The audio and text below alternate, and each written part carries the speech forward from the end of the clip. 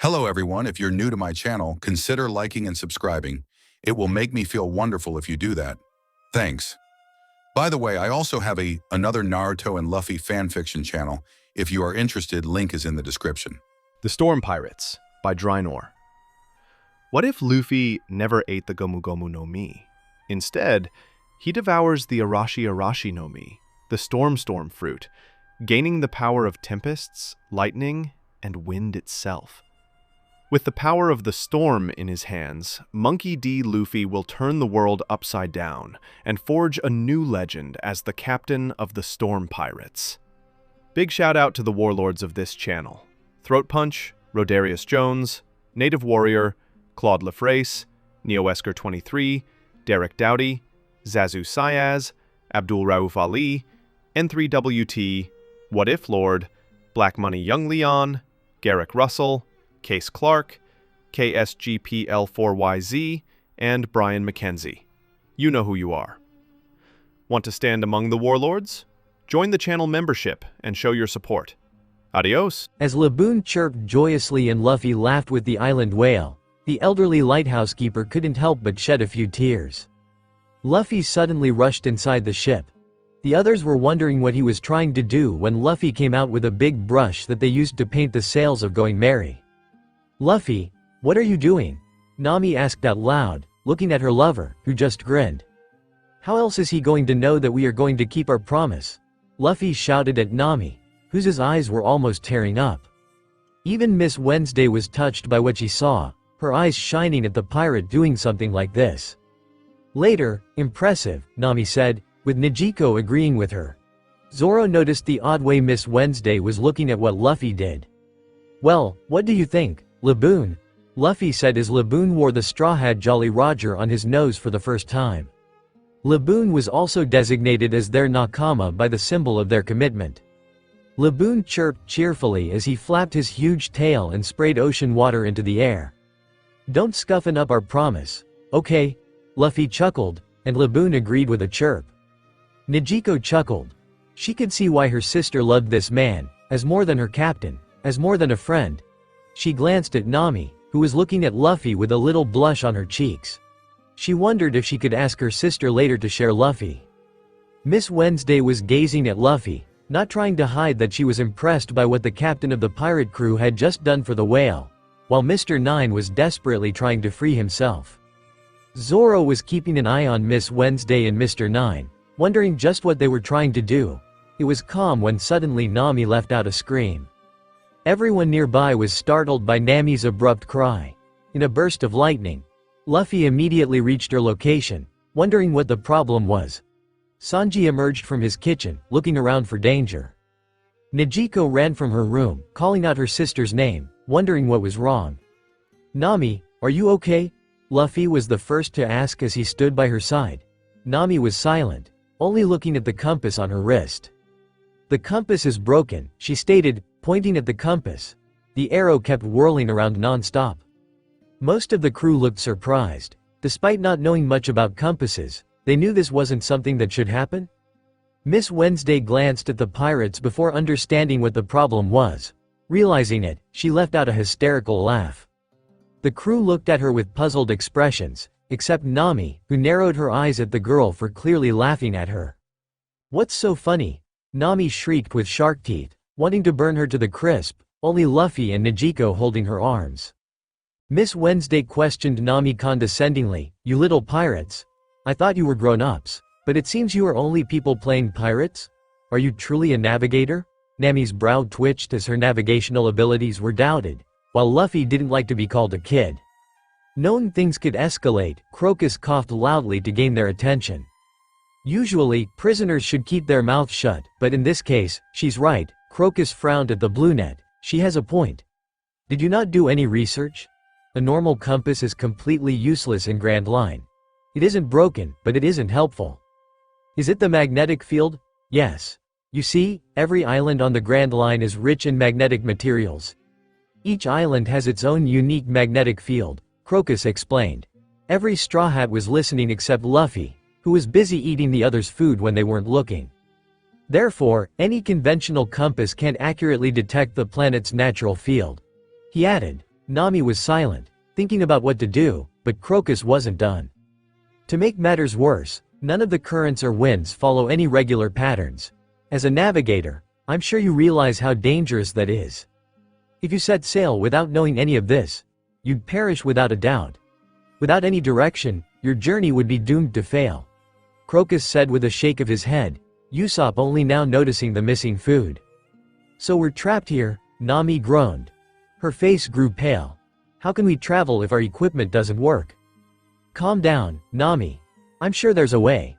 Otherwise, there would never be any pirates in Grand Line, Nijiko thought loudly. Indeed. You need a log pose, Crocus advised her. Nami looked at the elderly guy and said, what's that? It's a particular kind of compass, Crocus said, and navigation on the Grand Line is impossible without one. Where can we find one? It's commonly worn on the wrist with a leather strap. Crocus described how it looked when Nami remembered the item she got from Mr. Nine. Do you mean one of these? Nami showed Mr. Nine the item she had borrowed earlier. Crocus affirmed, that's a log pose. The one you stole from me, Mr. Nine groaned. Nami just smirked at his face before her attention went to the log pose. Every island on the Grand Line has its own magnetic field, as I previously said. As a result, you must keep track of each magnetic field you encounter on your route to the next island. Each one is linked to the one before it in the chain. In terms of navigation, the log pose is the one thing you can count on in the Grand Line. The starting location is Reverse Mountain, where you may choose from 7 distinct pathways. But, no matter whatever route you choose, you'll eventually find yourself on a solitary island. Raftel is the name of the island. Only one man in history has led a crew on that treacherous expedition and returned safely. Gold D. Roger, Crocus stated, with a melancholy tone at the end, before eating more. You mean Gold Roger, right? Usopp asked, noticing the way he said the name. Luffy quickly noticed the D, added, it made him wonder. No, his real name is Gold D. Roger. The government changed his name to Gold Roger, Crocus insisted, drinking water from his glass. The others wondered why he was called Gold Roger instead but didn't bother to put more thought into it, except Luffy, who looked deep in thoughts. D, that's the same the mystery man told me. But what does this D mean? Luffy wondered, remembering the man's words back at Log Town. So, the end of the road will eventually lead us to One Piece? Usopp questioned. It made sense for One Piece to be on the last island. That's the most popular belief, Crocus shrugged. However, only one individual has ever succeeded. No one else has ever made it to that island. He stated grimly, remembering that day. Soon we'll be 2 old men. Luffy smirked as the two stared each other down, a big grin on Crocus' face matching Luffy's. The 2 agents were absolutely taken aback. Soon the crew sat down to eat, but it seemed Luffy had been one step ahead of them for once. Half of the food was gone except Nami's food. Luffy hadn't touched her food, and surprisingly neither Nijiko's food. This forced Sanji to cook more food for everyone else, but Luffy seemed never to stop eating since, despite already eating, he was still trying to sneakily eat food from someone else's plate, mainly Sanji and Usopp's plate. Stop eating our food, Sanji yelled. This was getting on his nerves. You are not eating it, so I decided to help you a little. Luffy simply stated, earning a giggle from Nami and Nijiko. Help us, Usopp growled in his mind, helping them by eating their food when they weren't looking. After things calmed down, and the dinner was eaten, kind of peacefully. Thank you for the meal, Miss Wednesday said from her place on Zoro's other side, smiling as she ate the magnificent fish. It's very great. Do you want anything else? Just say the word. Sanji spun about gleefully, looking like a pervert as usual. We'd best tread carefully here, Nami remarked as she fastened the log post to her wrist. Our whole adventure depends on this remaining safe. Everyone tightened up and glanced up in terror as they heard a peculiar bove. Mr. Nine's mouth dropped, and he broke into a flop sweat. Miss Wednesday stiffened up and looked up in fear as well. Oh no, it's the unluckies, said Mr. Nine, terrified, even more than when he was drowning in acid water. Everyone in the room raised their heads to see what seemed to be a spotted otter riding a vulture wearing aviator goggles. It is just me, or is that bird carrying a bomb? Zoro wondered aloud. He had seen many weird things since joining Luffy, but witnessing a bird carrying a bomb was a first. The otter had a shell in its hand, which it was whacking on a rock, generating the clacking sound they heard. Ready to throw the bomb at the two agents. "Nami," Luffy simply said. The navigator simply grinned before her arms and legs turned to what looked like gold. Miss Wednesday's eyes widened in disbelief. What was going on? Before Miss Wednesday could ask what was going on, Nami jumped in the air before moving her arms forward, wind slash, sending a wind shaped like blade that cuts through everything. Nami landed back on the ground with a smile. She was getting better with her devil fruit powers.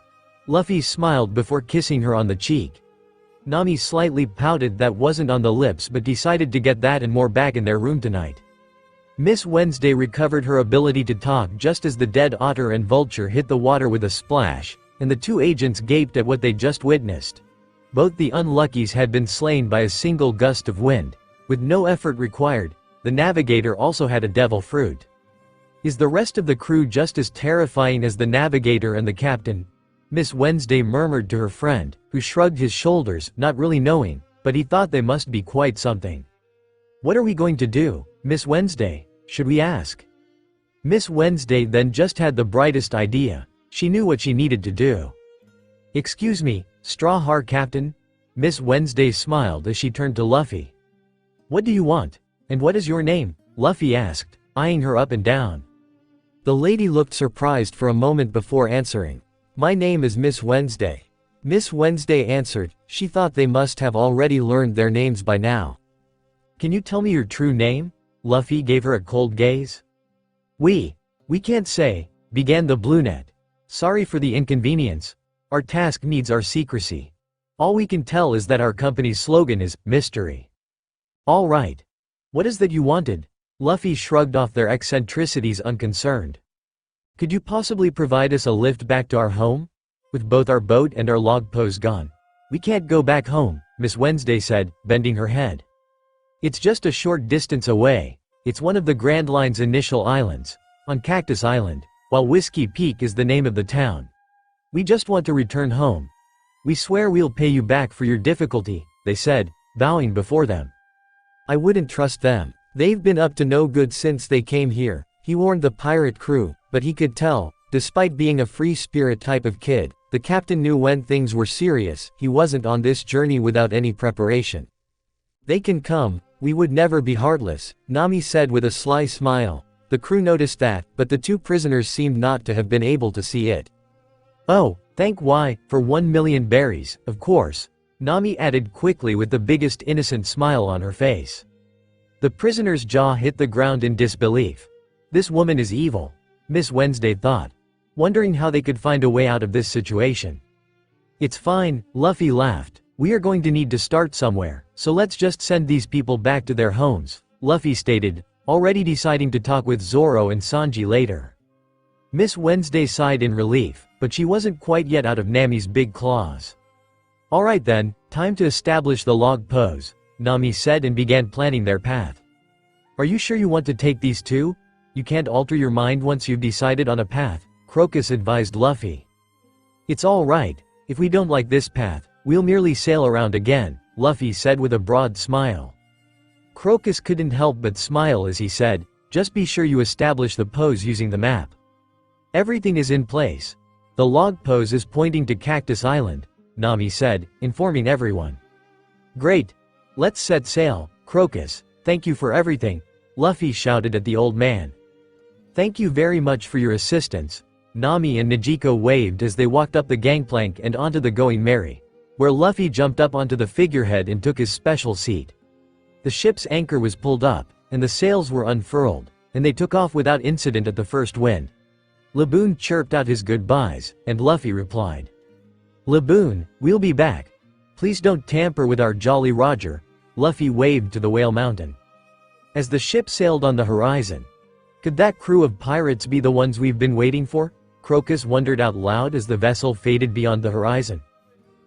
Roger, that kid has a strange vibe about him." The elderly man grinned as he considered how Luffy reminded him of his captain, already remembering his words. "Someone will come before us and surpass us. We came too early." "It seems you were right, Captain." It had started with a peaceful morning. Everything looked and sounded perfect and calm. Miss Wednesday was busy eating breakfast. The crew was eating as well. She studied each one closely. They looked pretty normal to her. Hell, they didn't even look like pirates. Especially the captain, who would constantly make some joke. While it was funny, she wondered how long they would last. Grand Line was not a place for weaklings. When suddenly all hell broke loose, it started with Luffy finishing first, his face and voice suddenly serious. Standing up, he punched his palm before grinning. "All right, time to start training," Luffy stated. Miss Wednesday saw various reactions. The long-nosed guy flinched from what they heard. The girl Nijiko suddenly looked terrified. The navigator just rolled her eyes playfully. At the same time, the cook and the swordsman suddenly smirked, wanting to start. Soon Miss Wednesday found out that this pirate crew was actually not a pirate crew, but a crew of monsters first. The captain started electrocuting the crew. At first, she had wondered what kind of captain hurts his crew for fun, but she soon finds out that wasn't exactly the case. "What are you doing? Isn't this, dangerous?" she asked, flabbergasted. The captain was sending waves of electricity toward his crew, at every member. "Don't worry, Miss Wednesday. This doesn't hurt anyone and is important to get stronger," Nami answered while at the same time dodging Luffy's attacks. That went on for an hour. Mr. Nine seriously started questioning their sanity when the captain stated, "Okay, enough with the warm-up, time to really start," he stated. Usopp was almost passing out from exhaustion. Despite Luffy not shooting electricity at him anymore, he still felt the need to look and make sure the captain wasn't going to give him any surprises. "Nami, make sure we keep sailing at the right destination. Zoro and Sanji, you two start now," Luffy ordered with a commanding tone. Nami nodded despite wanting to train her devil fruit abilities, but figured that could wait for a little. "Hey, you two, do you want to join us?" Nijiko suddenly asked from across the ship, near the head of Going Merry. She was sitting crossing her legs, her eyes closed, but Miss Wednesday noticed immediately that Nijiko was still following her movements as if her eyes were still open. "What is this?" No, thank you," she answered while walking a few steps to her right with Nijiko's head following her movement despite her eyes still being closed. As the training went on, Zoro and Sanji were trying to hit their captain, but so far, nothing was landing. Not only that, but Luffy had a blindfold, not seeing anything. "Just stand still," Sanji shouted in anger before spinning his leg aiming at Luffy's torso, but he just jumped in the air with Zoro following closely. Again, Luffy kept dodging the dangerous attacks. Miss Wednesday couldn't comprehend it. What if one of them made a little mistake, that's it, and they could seriously injure one another or even kill? She escaped her thoughts, seeing the navigator carelessly looking at the sea instead of the log pass. "Navigator, you should look more at your log pass," she commented, knowing the navigator was not taking this place seriously. Nami turned to look at them with an annoying look. The weather was as good as can be, and she already had checked the log pass. "I just checked it. We are doing well," she replied before a smirk grew on the brunette's face. "You should check again," she countered. Luffy grabbed Sanji's leg as he tried to kick him before showing him away. At that moment, Zoro appeared in front of him with all three swords ready. Luffy prepared to either dodge or block them with haki when. "What the hell?" Nami shouted in panic, causing both Luffy and Zoro to stop. Luffy wanted to ask what was wrong. "What is wrong with this weather?" Nami shouted in confusion. Much to everyone's surprise, it had started snowing, so much snow that one would think they were in the middle of a snowstorm. Nami started shivering, and so did Miss Wednesday. They weren't wearing that many clothes. Nijiko walked inside, coming out with several coats, throwing one at Nami and Miss Wednesday, despite not trusting her yet. "I did well for buying these at Logatown," Nijiko commented, herself wearing a long coat that covered her entire body but still showed her curves. "This is what Grand Line is. In one moment, it is snowing, in the next, it is raining, and before you know, it's a storm," Miss Wednesday commented, knowing these people had never been around these waters before. Luffy and Usopp were building a snowman, with a carrot and everything. Nami calmed down. This was nothing she couldn't handle, at least that's what she thought. "You should check your log pass more. You're seriously underestimating the Grand Line," Miss Wednesday said as she was trying to cover herself. Nami was really starting to get annoyed. Sure, weather could change, but she was a good navigator. "I just checked. We are going." "What the fuck?" Nami shouted before immediately giving orders. Luffy was about to ask what was wrong. Change the direction 180 degrees. What is wrong with this place? Nami shouted orders as Usopp followed Nami's orders while Luffy, Zoro, and Sanji were removing the snow from the deck. Why is this happening? We were good just a minute ago, Nami shouted, trying to make sense of all of this. This is how the Grand Line is. You can't trust anything, not the winds, not the weather, only the log pass, Miss Wednesday said. Are you even a navigator? Mr. Nine asked with a doubtful tone but earned a kick from Nami. Be useful and remove the snow. Nami yelled at him with shark teeth. Sanji gave him a shovel, but the danger wasn't over yet. Nami, an iceberg at 8 o'clock. We are about to collide, Usopp shouted from the nest with binoculars in his hands. Nami's eyes widened. Before she could say anything, Luffy disappeared from the deck, appearing right at the iceberg with a fist covered in armament hockey. Punching the iceberg, the whole thing was destroyed to pieces. Miss Wednesday and Mr. Nine were utterly shocked. They had never seen someone being able to destroy an iceberg that large with just a fist. Thank you, Luffy, Nami said as Luffy returned back to the ship, still needing to deal with the crazy weather. OJ Luffy, can't you control the weather or something? Usopp asked from the top of the nest, struggling to follow every order Nami was spitting out. I'm not that good yet, Luffy responded from below, which went on for hours as they tried to sail through the harsh seas of Grand Line. Hours later everyone was tired. They were lying on the ground, breathing heavily, even Miss Wednesday, who had decided to help. Nami was resting her head against the railing. They could finally have a moment of peace. Luffy was the only one still standing. The Straw Hats, on the other hand, had made it. They could see gigantic cactuses rising into the sky, towering over the little patches of land in the distance. The Going Merry had had a difficult time on the Grand Line so far, but it had persevered in the end, mostly because of Usopp's many repairs throughout their voyage. The ship approached the island with increasing speed. However, the sight was severely limited due to the dense fog that was now blanketing the island. Is this Whiskey Peak? Zoro inquired, his gaze fixed on the island. I suppose so, Luffy said, admiring the view. Considering how this island appears, it seems like it should have been called after cactuses, Nijiko said as she gazed at the towering plants. All right, then, we're leaving right now. When the Straw Hats turned around, they were shocked to discover Mr. Nine and Miss Wednesday standing on the ship's railing. Thank you, honey, for bringing us home, the Straw Hats were informed by Miss Wednesday. If destiny has brought us together, we'll meet again, Mr. Nine was the one who followed up. Bye-bye, baby. As they leapt from the ship, the weird couple started swimming toward the island after that. Huh? Who on earth were they? Usopp wondered. Does it matter? Nijiko remarked. As they drew into the river that bisected the island, the other Straw Hats appeared to concur with this viewpoint. For such a little island, the river was remarkably broad.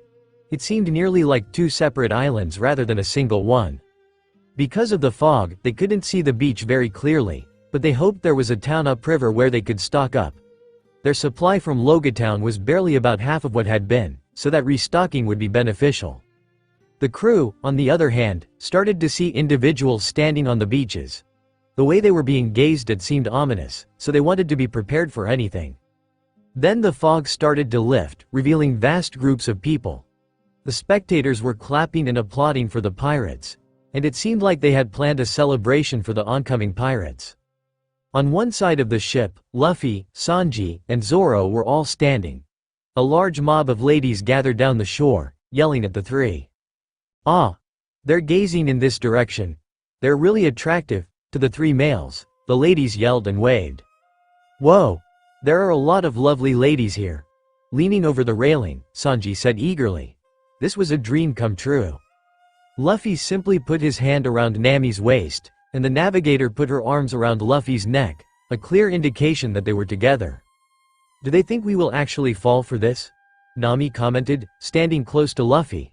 The captain just chuckled before pointing at Sanji, who looked ready to pass out from happiness. Except him, Nami added with annoyance. Luffy found it funny, but he really hoped that Sanji wasn't foolish enough to think they were really celebrating their arrival. As a result, Zoro was the only one who enjoyed the women's catcalls. He, on the other hand, was indifferent and decided it was time to go to his bed.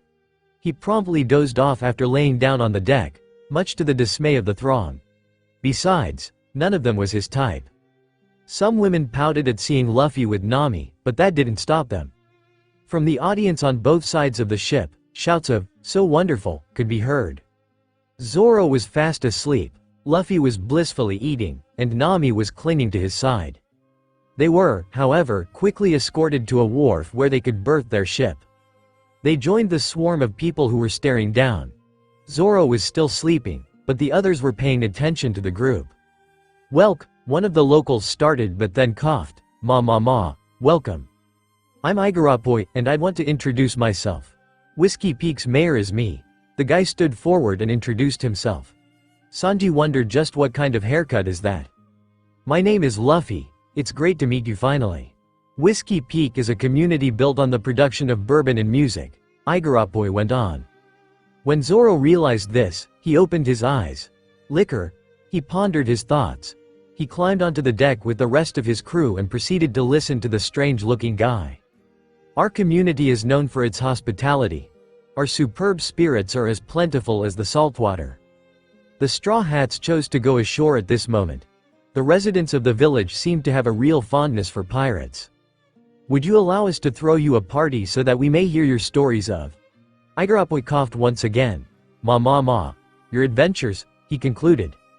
"We'll be delighted," Luffy, Sanji, and Usopp all yelled at the same time. Zoro and Nami kept their gaze fixed on their nakama. "Everyone, now, get ready for the celebration. Sing to keep the adventurers entertained," Igarappoi yelled to his town, and the residents applauded as they prepared to throw a feast. The celebration was still going strong later that night.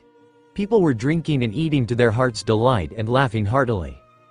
As everyone listened in, Usopp told stories of his and Kaya's exploits. Nojiko was quickly getting many admirers. They were quick to tell her how beautiful she was.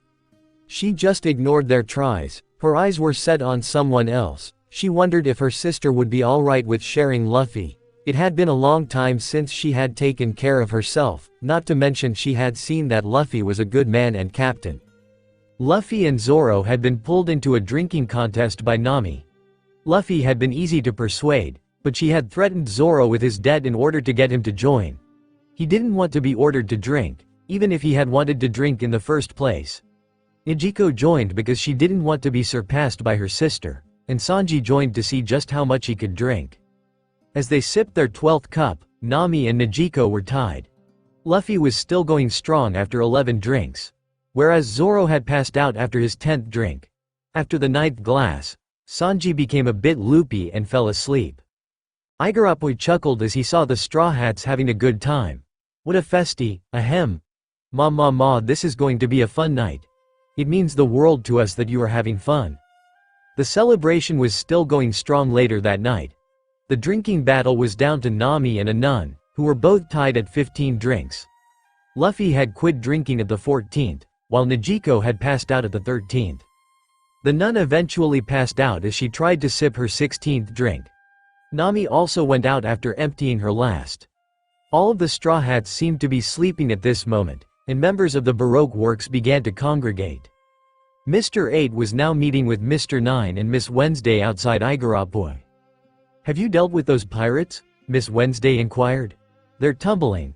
That is, straight to hell." Mr. 8 was the one who answered. Miss Monday exited the pub at this moment and rejoined the others. She removed her nun cloak as she said, "Is it really necessary to have this welcoming party in the first place? They're just a bunch of chubby brats, right? Now, I've finished my research on this group." As he rummaged inside his jacket for the additional bounty they'd received, Mr. 8 stated. He yanked them out, revealing 5 bounties inside. It was the poster of every Straw Hat except Nijiko, who still didn't have one. The other 3 were taken aback by this. Perhaps they were more dangerous than they expected, particularly the captain, who is responsible for most of the reward. Plus, even from the Grand Line, Roronoa Zoro was a name they'd all heard. That's quite a feat for a bounty hunter in East Blue. Monkey D. Luffy was a name they had never heard before. They were perplexed about how he could have acquired such a large reward in the East Blue. To estimate a pirate's strength just on the basis of his looks, Miss Monday, is rather silly. Mr. 8 expressed his thoughts. Miss Monday expressed regret for her erroneous assumption. Now go seize any money or valuables on their ship and imprison them all. Mr. 8 was adamant. Somewhere a group of people with knives was slowly walking where the Straw Hats had passed. Luffy was peacefully sleeping, his head resting on a table. The captain first, one whispered as they reached Luffy. One raised his knife at the top of Luffy's head, he brought it down, but much to everyone's shock and fear, instead of stabbing Luffy, the knife had penetrated the table while Luffy's head had moved just in time to dodge it. They didn't move, sweat rolling down their face in fear. Just kill him already, one said, louder this time. The man immediately tried again. But Luffy's head moved again just in time to dodge but still looked to be sleeping. Damn it, he shouted, this time going for his back when Luffy's hand stopped his arm. This caused the whole group of people to feel immobile immediately. They thought they couldn't move as Luffy slowly stood up from the chair, leaving out a loud yawn, before slowly opening his eyes, looking straight at the group of people, who were sweating and of them got the courage. He was just one person, they could quickly deal with him. He was about to shout at his friends to attack when OJ Zoro, Sanji, Luffy called, causing the whole group to fear for their lives when Sanji came out walking from a corner, lighting up a cigarette in his mouth, while Zoro was holding an unsheathed sword over his shoulder, grinning like a maniac. The group knew they were dead, super dead. You know, I usually don't like to beat up people who give me food, but since you tried to harm my crew, Luffy stated as he was cracking his knuckles.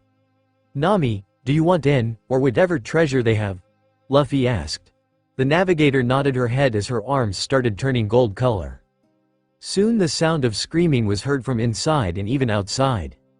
Miss Wednesday, to estimate a pirate's strength just on the basis of his looks, Miss Monday, is rather silly. Mr. 8 expressed his thoughts. Miss Monday expressed regret for her erroneous assumption. Now go seize any money or valuables on their ship and imprison them all. Mr. 8 was adamant. A giggle could be heard suddenly from above. The 4 Baroque members looked for the source before being surprised to see the 2 pirates they had just discussed standing on the top of the tavern. Wait till Nami finds out you tampered with her reward if you think we're scary. Luffy laughed at the group's surprise. TCCH. I wouldn't even bother with that witch when it comes to money. Zoro was taken aback by his comments. So why don't you give our employees a little more time to sleep? They're all exhausted from their journey here. At this point, a few community members emerged from the bar. Mr. Number 8, please, 4 members of their team had escaped. Wasn't it only a minute ago that you 2 were passing out after all that drinking? Mr. 8 was annoyed. Luffy laughed again. We both made the decision to depart early. Because we didn't trust you, we just drank a little bit. So that's where this place is. This is a refuge for bounty hunters, and you're taking advantage of the overconfident newbie pirates on the Grand Line. Zoro laughed. With just 100 of you, I'm afraid this won't be much of a match for the 2 of us. Baroque works, Zoro commented, peering down at the bounty hunters. Captain, why don't you sit this one out? Make things a bit more fair for the small fry? Zoro answered as he placed his sword into his lips. Luffy said, laughing, all right, if you're sure. Zoro nodded before descending to meet the bounty hunters. The bounty hunters down below were stunned. How did you come up with our company's name? Mr. 9 was surprised and said. A certain group attempted to scout me while I was in the same line of work as you, but I respectfully rejected, Zoro stated as he wrapped his Wado Ichimonji around him. Wow, Zoro, to think that he's my first mate now, Luffy said laughing. This made Mr. 8 frown. If they figure out our secret, we'll have no option except to remove them, he began. Kill them, he said as he directed his subordinates towards the 2. Around his blade, Zoro grinned. It was going to be a lot of fun. Zoro eventually found himself among the vanquished hundreds of thousands. Man, that wasn't much of a workout. Your organization isn't as tough as it makes itself out to be, Zoro said. The 4 remaining number agents grimaced as they looked at the man that had taken down over 100 of their men. They were surprised to see 2 more people step onto the field, though, much to the 4 agents' terror. Are you idiots just playing around? One started to say. 100 agents down, and they were all brought down by one man. The other figure laughed. Give them a break. You can't expect them to be as capable as we are. Mr. 5, Miss Valentine, the 4 agents shouted in surprise. Mr. 9 started to speak, with you two backing us up, those pirates stand no chance. Mr. 5 grimaced at that. Stop joking around, he said, glaring at Mr. 9. You think we're your backups? You honestly believe that we'd be ordered to come all the way out here at the edge of the Grand Line just to help you fight off some pirates? At that, Mr. 5 began to laugh. Then what business have you come here for? Mr. 9 said, confused. Surely you must have some hunches. A crime severe enough that the boss would personally dispatch us all the way out here. The boss's direct words were, "My secret has been found out." Of course, we have no idea what that secret may be, but Miss Monday followed up with, one of our agents is from a certain kingdom, and they have infiltrated Baroque works. Your boss is Crocodile, one of the 7 warlords of the sea, Luffy added in the middle of their conversation. The agents were shocked to hear that piece of information, especially Miss Wednesday. How does he know Crocodile? Well, it looks like we'll have more than just a couple to kill today. If that's true, of course. Mr. 5 said. That knowledge was very dangerous. If Mr. 0 found out that they all knew his identity, they would all be killed without hesitation. How the hell had this kid known that? No one below Miss All Sunday ever met with the boss face to face. How does a nobody like you know that? Miss Valentine said, glaring at the pirate. Now, everyone has their own little secrets, Luffy said with a sly smirk that shocked everyone. Zoro did a double take. He had never thought of Luffy as someone who keeps secrets. It's no matter. Mr. 5 said. We will just have to kill you all now. Hopefully, the boss never has to learn that the two of us have that knowledge. That should be possible if all of you are dead. Especially you two, Vivi and Igaram. At this, Mr. 5 began digging in his nose for ammunition while Miss Valentine launched herself in the air. Mr. 8, otherwise known as Igaram, pulled on his drawstrings to reveal his secret weapon hidden in his hair. He sent a volley at Mr. 5 as Miss Monday and Mr. 9 were unable to move due to their shock. Miss Wednesday began spinning her peacock slashers and watched as Miss Valentine floated above them. Mr. 5 was revealed to be entirely unchanged from the explosions that had happened all around him due to Igaram. Miss Valentine, however, was beginning her descent rapidly, flying straight at Vivi as she laughed. Mr. 9, not knowing entirely what was going on, decided that he would protect his partner. He pulled out his metal batons and ran straight at Mr. 5. Mr. 5 just smirked as he pulled 2 boogers from his nose. Nose fancy. Cannon, he shouted as he launched the boogers at Mr. 9 and Igaram. They exploded with a tremendous amount of force, knocking Igaram to the ground and sending Mr. 9 flying through the air. Miss Wednesday had been too close to Igaram as she also was launched into one of the nearby buildings. Vivi was staring in shock as her nakama were defeated in a single blow. She was temporarily too stunned to pay attention to the woman that was currently gaining mass as she fell towards the unsuspecting Vivi. However, Luffy, who had just watched, in the beginning, decided it was time to interfere. He raised his fist as white air suddenly covered his entire arm. Air fist. Miss Valentine, much to her surprise, was given a strong punch that was a lot harder than she ever thought a pirate like him would have been capable of. She was sent straight towards the other island and crashed hard. Much to Mr. 5's surprise, she didn't get up. Just how hard can that kid punch? He thought to himself. Mr. 5 launched another one of his nose cannons at Luffy, who saw this coming due to his observation haki and vanished, causing the explosion to blow up harmlessly behind him. Luffy then reformed a few feet away, grinning at Mr. 5, who looked at him in shock. He must have a devil fruit, but just what kind? Mr. 5 thought. Vivi, stunned at the power that she had just seen from the young pirate, asked, "Just who are you?" "Future king of the pirates," Luffy shouted with a grin. Vivi simply stared at that declaration. She thought at SN sidering it was looking like he was the strongest one here. Maybe he wasn't all that foolish. Zoro walked over and stood next to his captain and Vivi. Igaram had begun to regain consciousness at this point and crawled towards the 2 straw hats. "Please allow me to make an unreasonable request," Igaram begged at their feet. "It is beyond my power to stop him. Please protect the princess in my stead." Princess? Zoro thought to himself. Just who are these people? Luffy, however, smiled and said, "Okay, I'll protect you too," and he turned, raising his fists and prepared to fight the remaining Baroque member. Vivi resumed spinning her weapons, and Zoro drew all three of his swords. Mr. Five looked at the three in his way. One had defeated his partner in the blink of an eye. The other he was unsure of but was likely strong as well, seeing as he defeated all the underlings. Then there was Vivi and Agaram. It looked like Agaram was on death's door already, but Vivi hadn't been touched. This wasn't looking good for him. Mr. Five decided that there was no way he could defeat all of them, and with his partner Mia it was even less likely. "We will meet again, pirates, and you too," he said, pointing at Vivi and Agaram. "Your days are numbered," he said and took off running. Hopefully, he would be able to find his partner, but if she fell in the water? It was, after all, a ruse.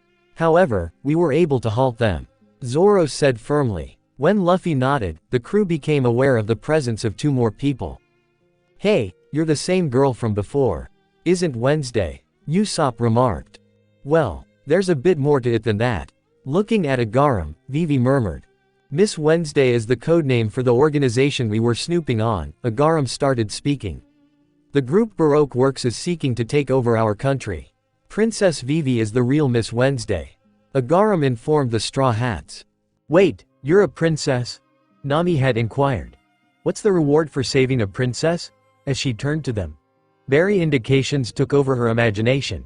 "You know, if you guys require escorting, we may be persuaded to assist. For a pittance, of course." "We can talk later about that," Vivi spoke, knowing the money was a bit of a problem right now. "We will take you there," Luffy decided, not wanting the princess to question if they would take her there or not. Luffy received a deep bow from Igaram. "Sir, thank you very much. If you get her there safely, I owe you more than I'll ever be able to repay you." Igaram stood up once again. "But I have a strategy that will allow you to leave this island. By now, your log posture should have been established, and it should be directing you to the next island. I do, however, have another one that directs you to Alabasta." "Well, then, why don't we use that one?" Nami had inquired. If she wasn't going to make any money on this trip, she might as well make it fast. "Because I feel we will be assaulted once we leave this island. It'll only be a matter of time until someone reports in and sends someone to pursue us. I can function as a decoy if I adopt the log posture and disguise myself and travel towards Alabasta. If anybody is going to be assaulted, it will be me." Igaram spoke himself gravely. "You can't," exclaims Igaram. Vivi started to speak. "It's the very least I can do for you," Igaram responded. "I'm leaving with the decoys right now." Igaram went on. "To give me a few hours head starts, you and your team should wait until the morning. After then, you'll take the more typical path to Alabasta. I can't estimate how long it will take. But I wish you all the best and hope you can safely return with the princess." Luffy nodded, and they returned aboard the Going Merry after Vivi said her goodbyes to Igaram. They stood there watching as Igaram boarded his own ship and sailed down the canal. "Are we certain this strategy will work?" Usopp inquired. "What if we were being observed, after all? What if they see right through our strategy from the start?" "Well, it's too late to worry about that now," Luffy replied to Usopp, smiling. "That is not the appropriate response." Usopp pondered his thoughts. As they got to know their newest crew member, the Straw Hats formed plans. They would depart the island in a few hours, with Igaram serving as a decoy. Boom! A huge explosion happened just where Igaram's boat was. The fire spread far and wide. The sky itself was illuminated from the fire. Vivi's eyes widened, and so did everyone else's. "Igaram! Igaram!" Vivi screamed in horror, seeing the flames reaching the sky itself. Her legs moved on her own, wanting to jump on the water. But Luffy grabs her by the waist and puts her on his shoulder. "What are you doing? Sorry, but we don't have time to waste." Vivi tried to fight back, but it was all in vain. Luffy was much stronger than her, eventually giving up. Seeing the princess had stopped struggling against him, he put her on the wooden floor of the main deck. After a few minutes of silence except for Vivi, who was crying her eyes out, Nami thought of perhaps saying a few things to cheer her up somehow.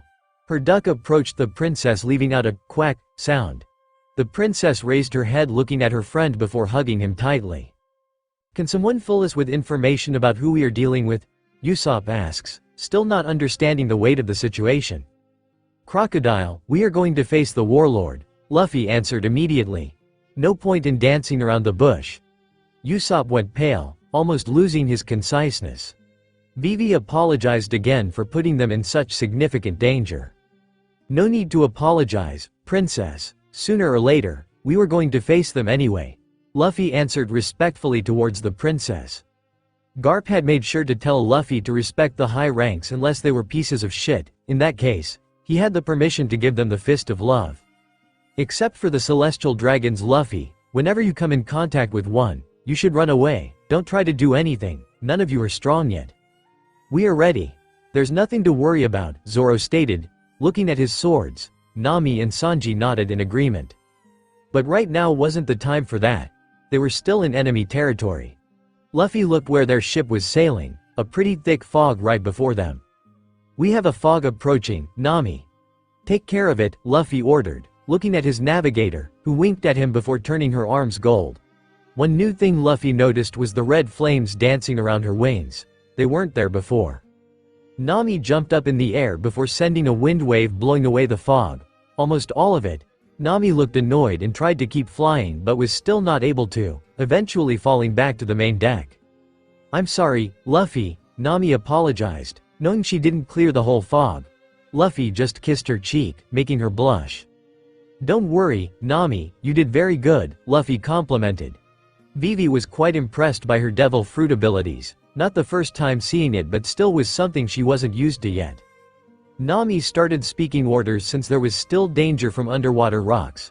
Sanji and Usopp were listening to her orders while Zoro was checking on his swords. Nijiko was approaching the princess, thinking of ways to cheer her up. Luffy knew of the other woman on the ship. He wondered how long it would take for his crew to notice her presence. Any second now, be careful from the rocks. There's quite a few in front of us. A voice spoke towards Nami, who nodded her head.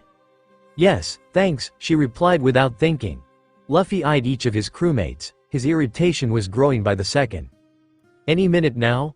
A big one to our right. Usopp moved the ship 30 degrees. Nami ordered, completely ignoring the new voice.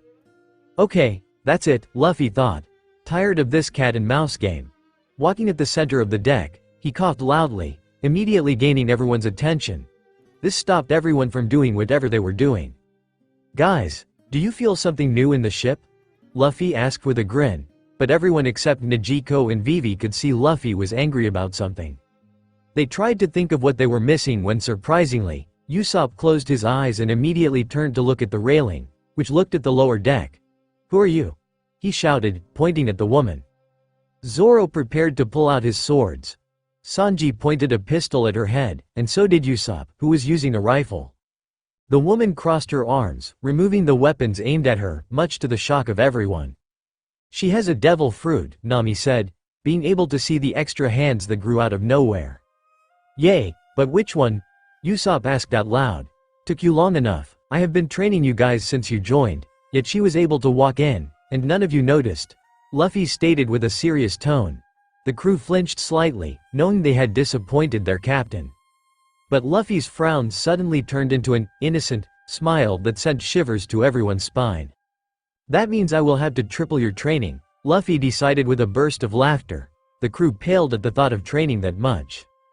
Oh, so you were able to detect me, the woman said in amusement, looking at the captain of the Straw Hats. Of course I was. I'm the captain, Luffy stated with a firm tone. The woman was sitting, but it was noticeable that she was tall, with olive skin and shoulder-length dark hair. She had blue eyes with wide dark pupils and a long, thin nose. She was wearing a cowgirl outfit with a purple cleavage exposing corset and matching miniskirt, both with white hanging ornaments, and a white fur-lined coat paired with a white cowboy hat and white high-heeled boots. Miss All Sunday. Princess Vivi shouted in anger towards the woman whose face didn't change in the slightest. Who is she? Usopp asked. This beautiful lady, I mean, gorgeous enemy, was here all this time.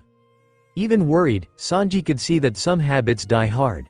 He lights a cigarette to smoke. He hoped it didn't, but things could go south really fast now. Vivi looked tense and scared. She was by Nijiko's side and behind, and none of the two seemed to be doing well. You. What did you do with IGARAM? Why are you doing this now if you let US discover the boss's identity? This information came as thunder to everyone's ears, making them share confused and wary looks. I see, that explains a lot. Who is she? Zoro asks, a little confused by the situation. The partner of Mr. Zero, Crocodile. I followed her footsteps, that's how I found out about the secret organization.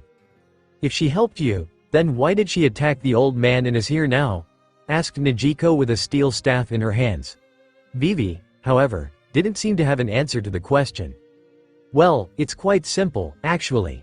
A little princess, alone fighting an entire large organization that wants to take over her country. This was such a moving tale that I couldn't help but give her a small hand. She looked happy as she explained. A sadistic joy. But Luffy felt, again, that is, it seemed false, but it also wasn't just that. There was something more, but he didn't know what. For the first time, he encountered a person who seemed to be able to cloud his senses, someone he couldn't quite tell how they felt. Vivi was trembling in frustration.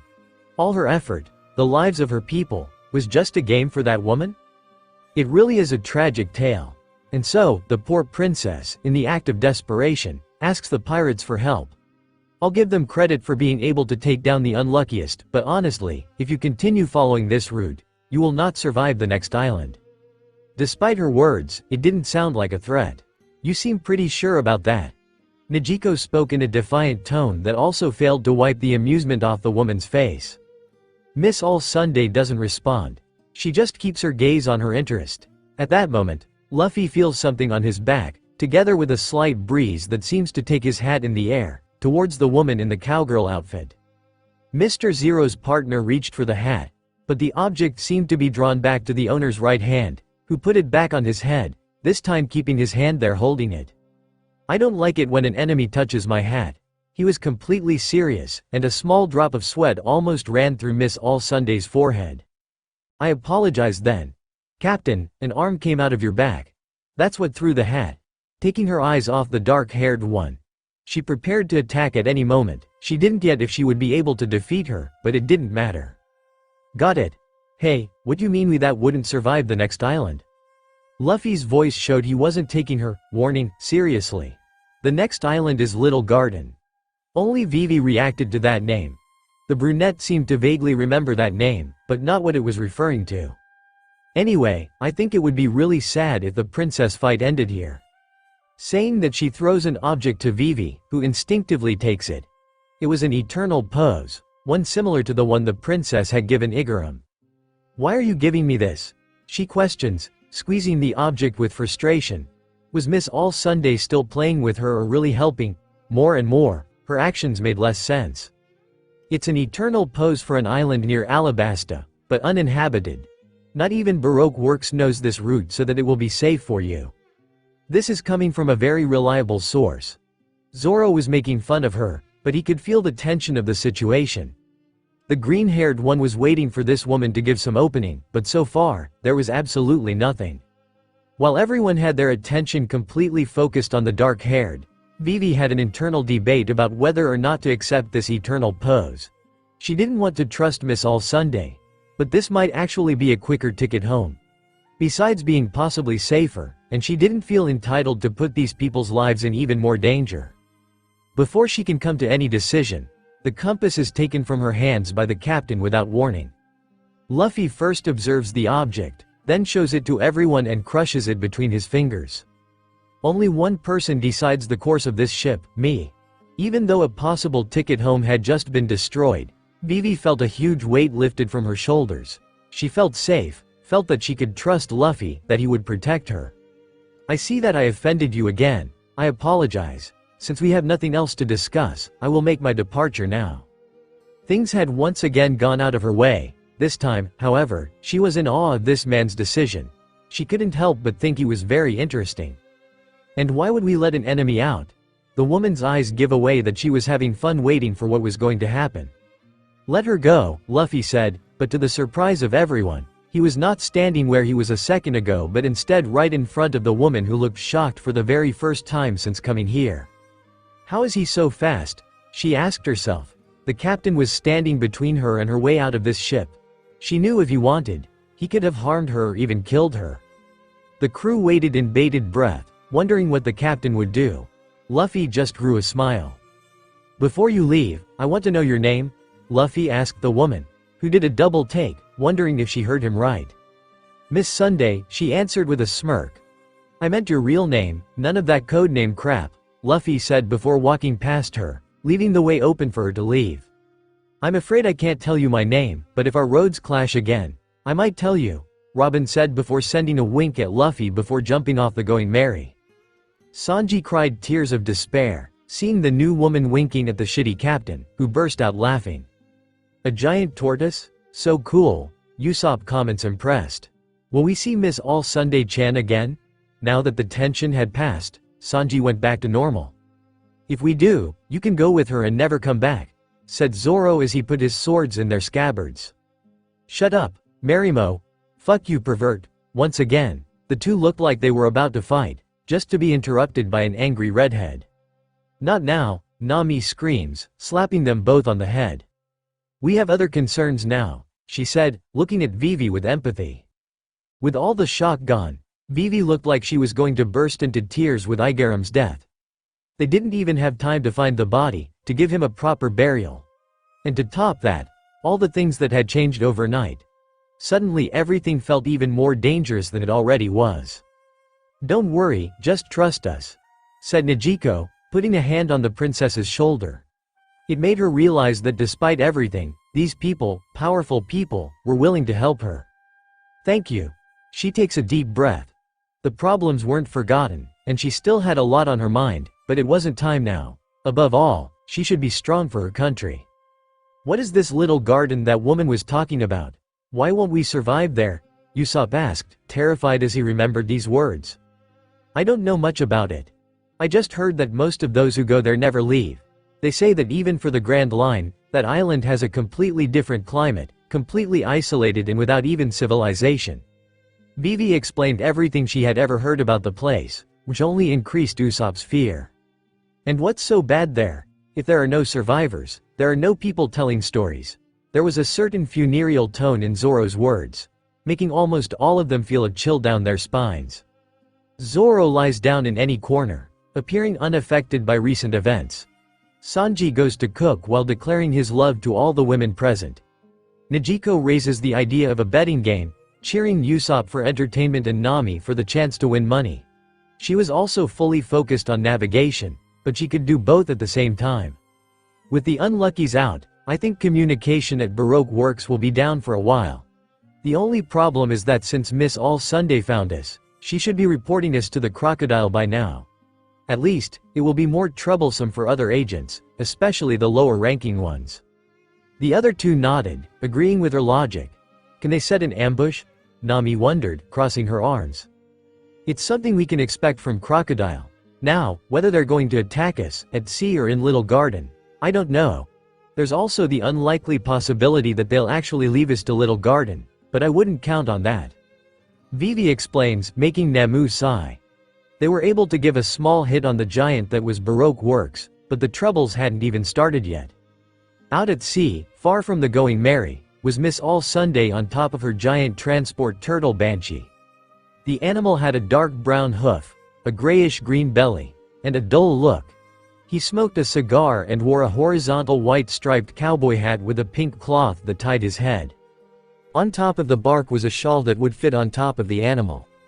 Inside there was only a purple rug, a couch of the same color, 2 windows on opposite sides, a door in front of the couch, and a desk next to it. The dark-haired woman was sitting cross-legged and holding a Den Den Mushi in her right hand. So we lost the unluckies, Miss Valentine and Mr. 5, to a bunch whose captain is worth only, what? 70 million berry. The voice coming out of the snail was thick, hoarse, and dry. It was the voice of one of the warlord pirates, Crocodile. Basically, despite still maintaining a confident facade, some, like Luffy, would notice a nervous feeling coming from her. Why didn't you kill them? He didn't look angry, in fact, he seemed almost uninterested. Honestly, I don't believe I would be able to beat them in a battle. Miss All Sunday said with honesty was completely sincere. She was never a born fighter, to begin with, and she also had enough life experience to know who was dangerous, and she counted at least 3 people who were a threat here. the captain, the swordsman, and the cook who was drooling after her. Anyway, their destination is Little Garden. On the other side of the conversation, the man nodded, getting her point. For now, you will be responsible for communication. Send some agents to Little Garden, Mr. 3 and Miss Goldenweek. Saint widened her eyes hearing the orders. The crocodile was taking this situation more seriously than she imagined, sending Mr. 3 directly and with reinforcements still. Understood. I will contact them now. There was no further reply, and the call was disconnected. The dark-haired looked out the window, thinking about that little crew and the fate that awaited them, but strangely, she didn't feel like they would be defeated. She didn't know if this was good or not.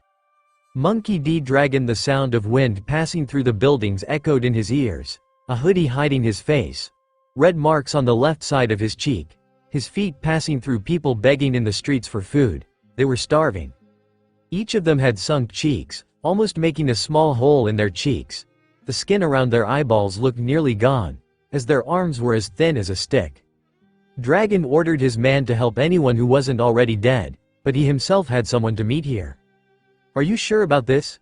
Sabo asked by his side respectfully. He believed Dragon would have a significant role to bring the new dawn, but after what he read in the newspaper about what Ace had done, inside, he was happy for his brother but knew with that single move, he had marked a big red mark on his back. A bigger one than he already had by being a Whitebeard commander.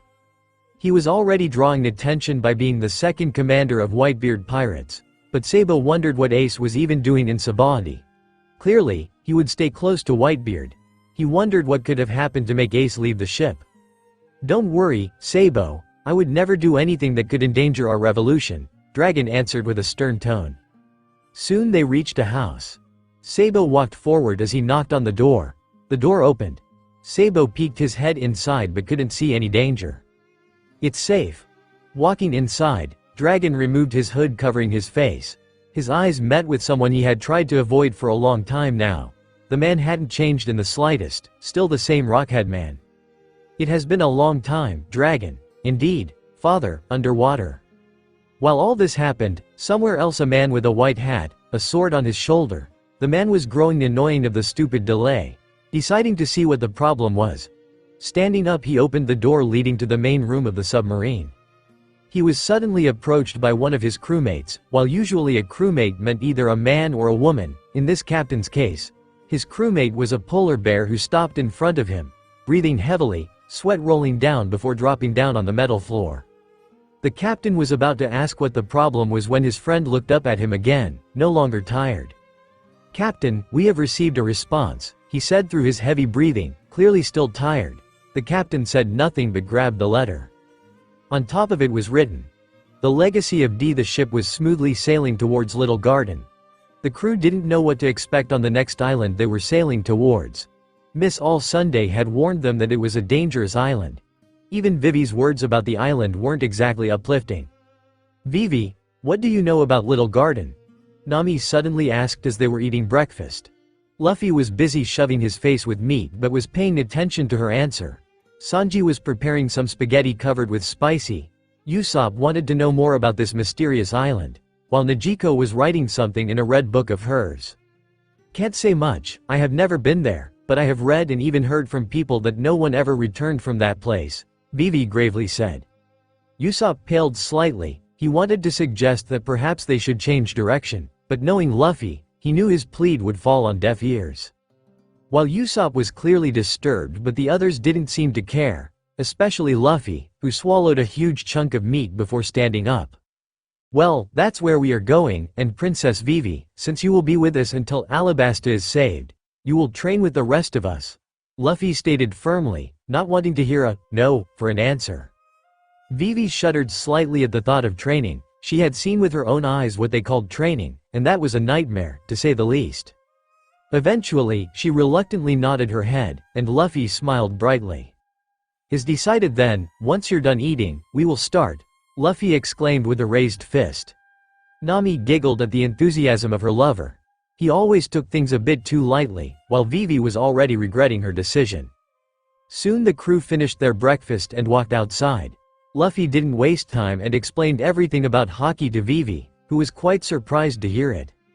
She wondered why her kingdom hadn't already known about such a thing as hockey.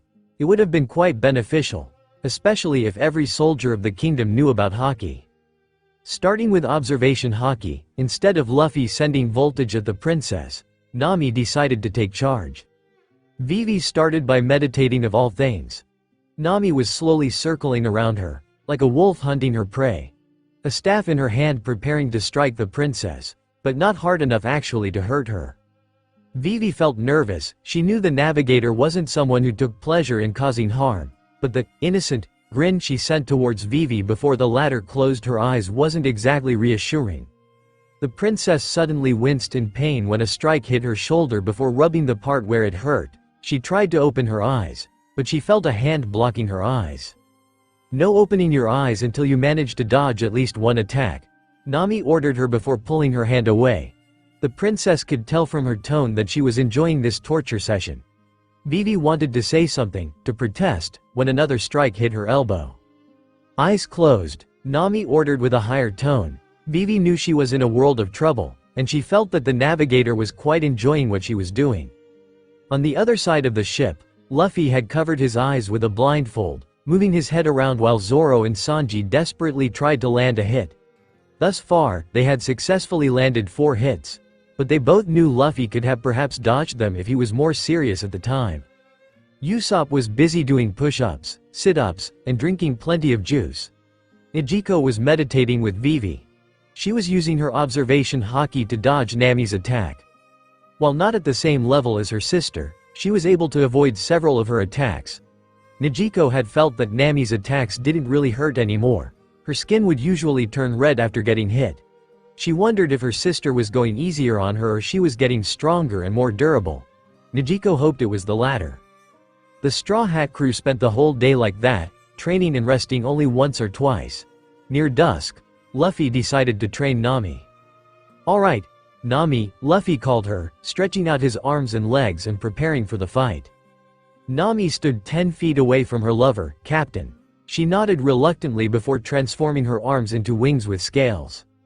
They looked made of gold, and her wings looked like diamonds made of gold attached together, creating a wing shining brightly from the light of the sun. Her legs just turned to gold but didn't transform into anything.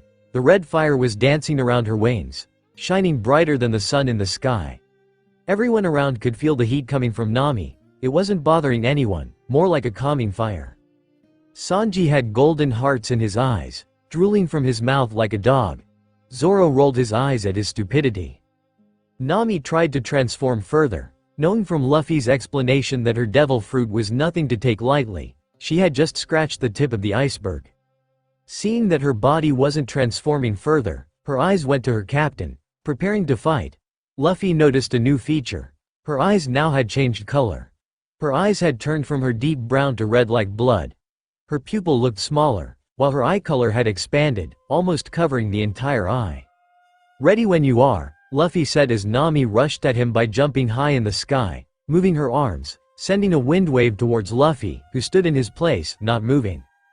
Vivi gasped, recognizing that move from before. The last time Nami used that, she killed the unluckiest, and now she was using the same move against her captain. "Luffy, get away," she shouted in concern. But her warning fell on deaf ears as the attack hit Luffy straight in the chest but didn't do the slightest bit of damage. Vivi sighed in relief seeing the captain wasn't harmed. Still, it was short-lived when Nami rushed towards Luffy from above, her golden leg making contact with Luffy's arm before the captain smirked. "Good one, Nami," he complimented before moving her leg away, followed closely by a fist in the stomach which sent her crashing against the wooden wall of the ship. "You shitty captain, how dare you attack Nami?" Sanji didn't finish his words when Luffy gave him a glare that made him stop. The Straw Hat captain had noticed something when his fist made contact. Nami stood up, and to the surprise of everyone, her stomach had turned gold with scales, but that wasn't everything. Zoro noticed that her stomach almost looked like armor. "I see." Nami knew she didn't have time to dodge me but instead moved her golden form from her left arm to her stomach to act as armor, Luffy thought, noticing that Nami's arm had turned to normal. Nami was breathing heavily. She felt good to figure out this new technique, but she disliked that it went to the cost of making her arm useless. She wondered if there was a way to use her armor but without the need to turn one of her arms back to normal. "You did good, Nami. It seems you're slowly progressing," Luffy complimented with a smile. Nami felt her cheek blush. Nijiko felt good for her sister. The day went on with Luffy fighting Zoro, Sanji, and Nami simultaneously. Usopp was to train Nijiko and Vivi's observation haki. Several days later, the crew saw the unknown island slowly appearing in front of them. Smoker. It had been almost 3 weeks since Straw Hat Luffy had escaped from his grasp. Smoker had wasted no time requesting a new captain to come and take his place while he chased the Straw Hat. Much to his annoyance, he couldn't really leave Logue Town until the captain arrived, which took 2 weeks. After his arrival, Smoker prepared a small crew, including Tashigi, who surprisingly looked more eager than him to start this journey. Smoker didn't really pay her attention. His mind was already full of the information that apparently Dragon, the revolutionary, was the son of the hero of the Marine, and if that wasn't enough, his son was someone who claimed where Gold Roger had been executed that he would become the king of the pirates. Smoker had seen Tame Grin the Pirate King had moments before his death. Smoker wondered if there was any connection but soon dropped the idea. It made no sense. For a while, Smoker wondered if he should tell anyone about Dragon's full name but decided otherwise. It is not that piece of information would change anything. Smoker looked at the wanted poster of Dragon, and unlike his son, in the poster only wrote, "Dragon," with no mention of his full name. Smoker knew that perhaps Admiral Sengoku had perhaps pulled a few strings here and there for that to happen. As he smoked his cigarettes, his mind went to Monkey D. Luffy. While he had waited in Logue Town for the new captain, Smoker had done a bit of digging to see what crimes this pirate had done thus far, even sending some marines to some of the towns that he had been. Smoker had been quite surprised to hear the report that the pirate had not done anything terrible but apparently somehow good. First, Captain Morgan, who apparently was feared by everyone in the town, while Smoker would have preferred if the pirate had left the corrupted marine captain alive so he could beat him into a pulp. Smoker didn't shed tears for him. Next was the town terrorized by Buggy the Clown. Same story, the same pirates. Smoker couldn't help but think that this pirate had a good head on his shoulders, despite having the pirate's flag. He could have become an excellent marine. Smoker found himself thinking before the door of his office opened. Smoker moved the newspaper away from his face to see who dared to walk in without knocking, but he knew one that would do that without hesitating. "How many times do I have to teach you this lesson, young lady?" Smoker grumbled with annoyance, but he was already used to her. In a way, he liked her carefree attitude. It was an excellent reminder not to take everything too seriously. "Captain Smoker, we are getting closer to the red line," she informed him, completely ignoring the captain's words. Smoker pulled the newspaper into the desk in front of him. "I have noticed you look excited. Any reason in particular?" Smoker asked with curiosity, wondering what was going through her head, especially since she had started training like a madwoman, wanting to get stronger according to her. While Smoker fully supported her desire, he knew something was missing, something he didn't know yet. Tashigi was startled by his question before her eyes found her captain again. "He's there, Captain. I still need to beat him," Tashigi said with precise determination in her eyes and voice. "He? Roronoa Zoro?" Smoker quirked an eyebrow. This was news to him since when his student had taken an interest in a guy, in a pirate nonetheless. "Is he your secret boyfriend?" Smoker asked bluntly. Tashigi's face went red like a tomato. "He's not my boyfriend," she screamed with sharp teeth towards him, who was more confused now. "You don't need to scream. It makes sense now that you're so eager to catch up with the Straw Hat Pirates. But falling in love with a pirate is not a good idea. But love is blind after all." Smoker teased with a little smile, much to Tashigi's horror, who kept denying that she had any feelings for the filthy pirate. Straw Hat Crew Zoro suddenly sneezed, wondering if someone was talking about him, before rubbing his eyes, the sun's light telling him that it was time to wake the fuck up. The crew was getting closer and closer to Little Garden. Luffy was bouncing up and down, excited to see what this second island had. Since he started his journey, Luffy had one adventure after another, and he wondered what this island would bring. From a distance, the island looked pretty normal to Nami, who started wondering what was so dangerous about this particular island. She glanced at her crew and noticed that only Usopp and Vivi were nervous about what they would counter on this new island. Princess Vivi, What exactly do you know about this place? Luffy asked, turning around to face her. While he was sure he could face whatever lived on this island, he didn't want to underestimate this place. Not much, Luffy. As I said, no one has come out of this place alive. Not much is known except that it is very dangerous, Vivi said. She had read books about this place when she was little, but all of them were just filled with wild theories. Luffy simply nodded before turning to Usopp. See, what is in front of us? He ordered. His gunmen didn't need to be told twice before climbing up to the crow's nest of the ship. Using binoculars, he looked around the island. One thing he noticed immediately was the sheer size of literally everything around the island. Everything is gigantic. Oh crap, I can see a large tiger, Usopp screamed with tears. He really didn't want to stop in this place, let alone set foot on it and explore, but knowing his captain, his words would only make him more excited for the new adventure. Hearing about a giant tiger caused Luffy's eyes to turn to meat, drooling from his mouth at the thought of eating a beast like that. Nami giggled at her captain's antics while Zoro was wondering if there was any beast on that island powerful enough to be a good enough fight. Soon they sailed deeper into the island. Usopp was still looking around, not that it was that much necessary. Sanji was smoking a cigarette looking at everything with curiosity. Nijiko had walked over to the bow of the ship, close to Luffy, looking at the different plants. She wondered if any of them could be good for making any kind of medicine. Suddenly they heard a growl around them. Now that they were there, the crew was wondering why this place was even called Little Garden. Everything here was massive. Even the leaves of the trees looked bigger than a human. Hearing movements to their right, Luffy saw a tiger looking at them with a hungry expression on his face. Usopp paled at the dangerous predator.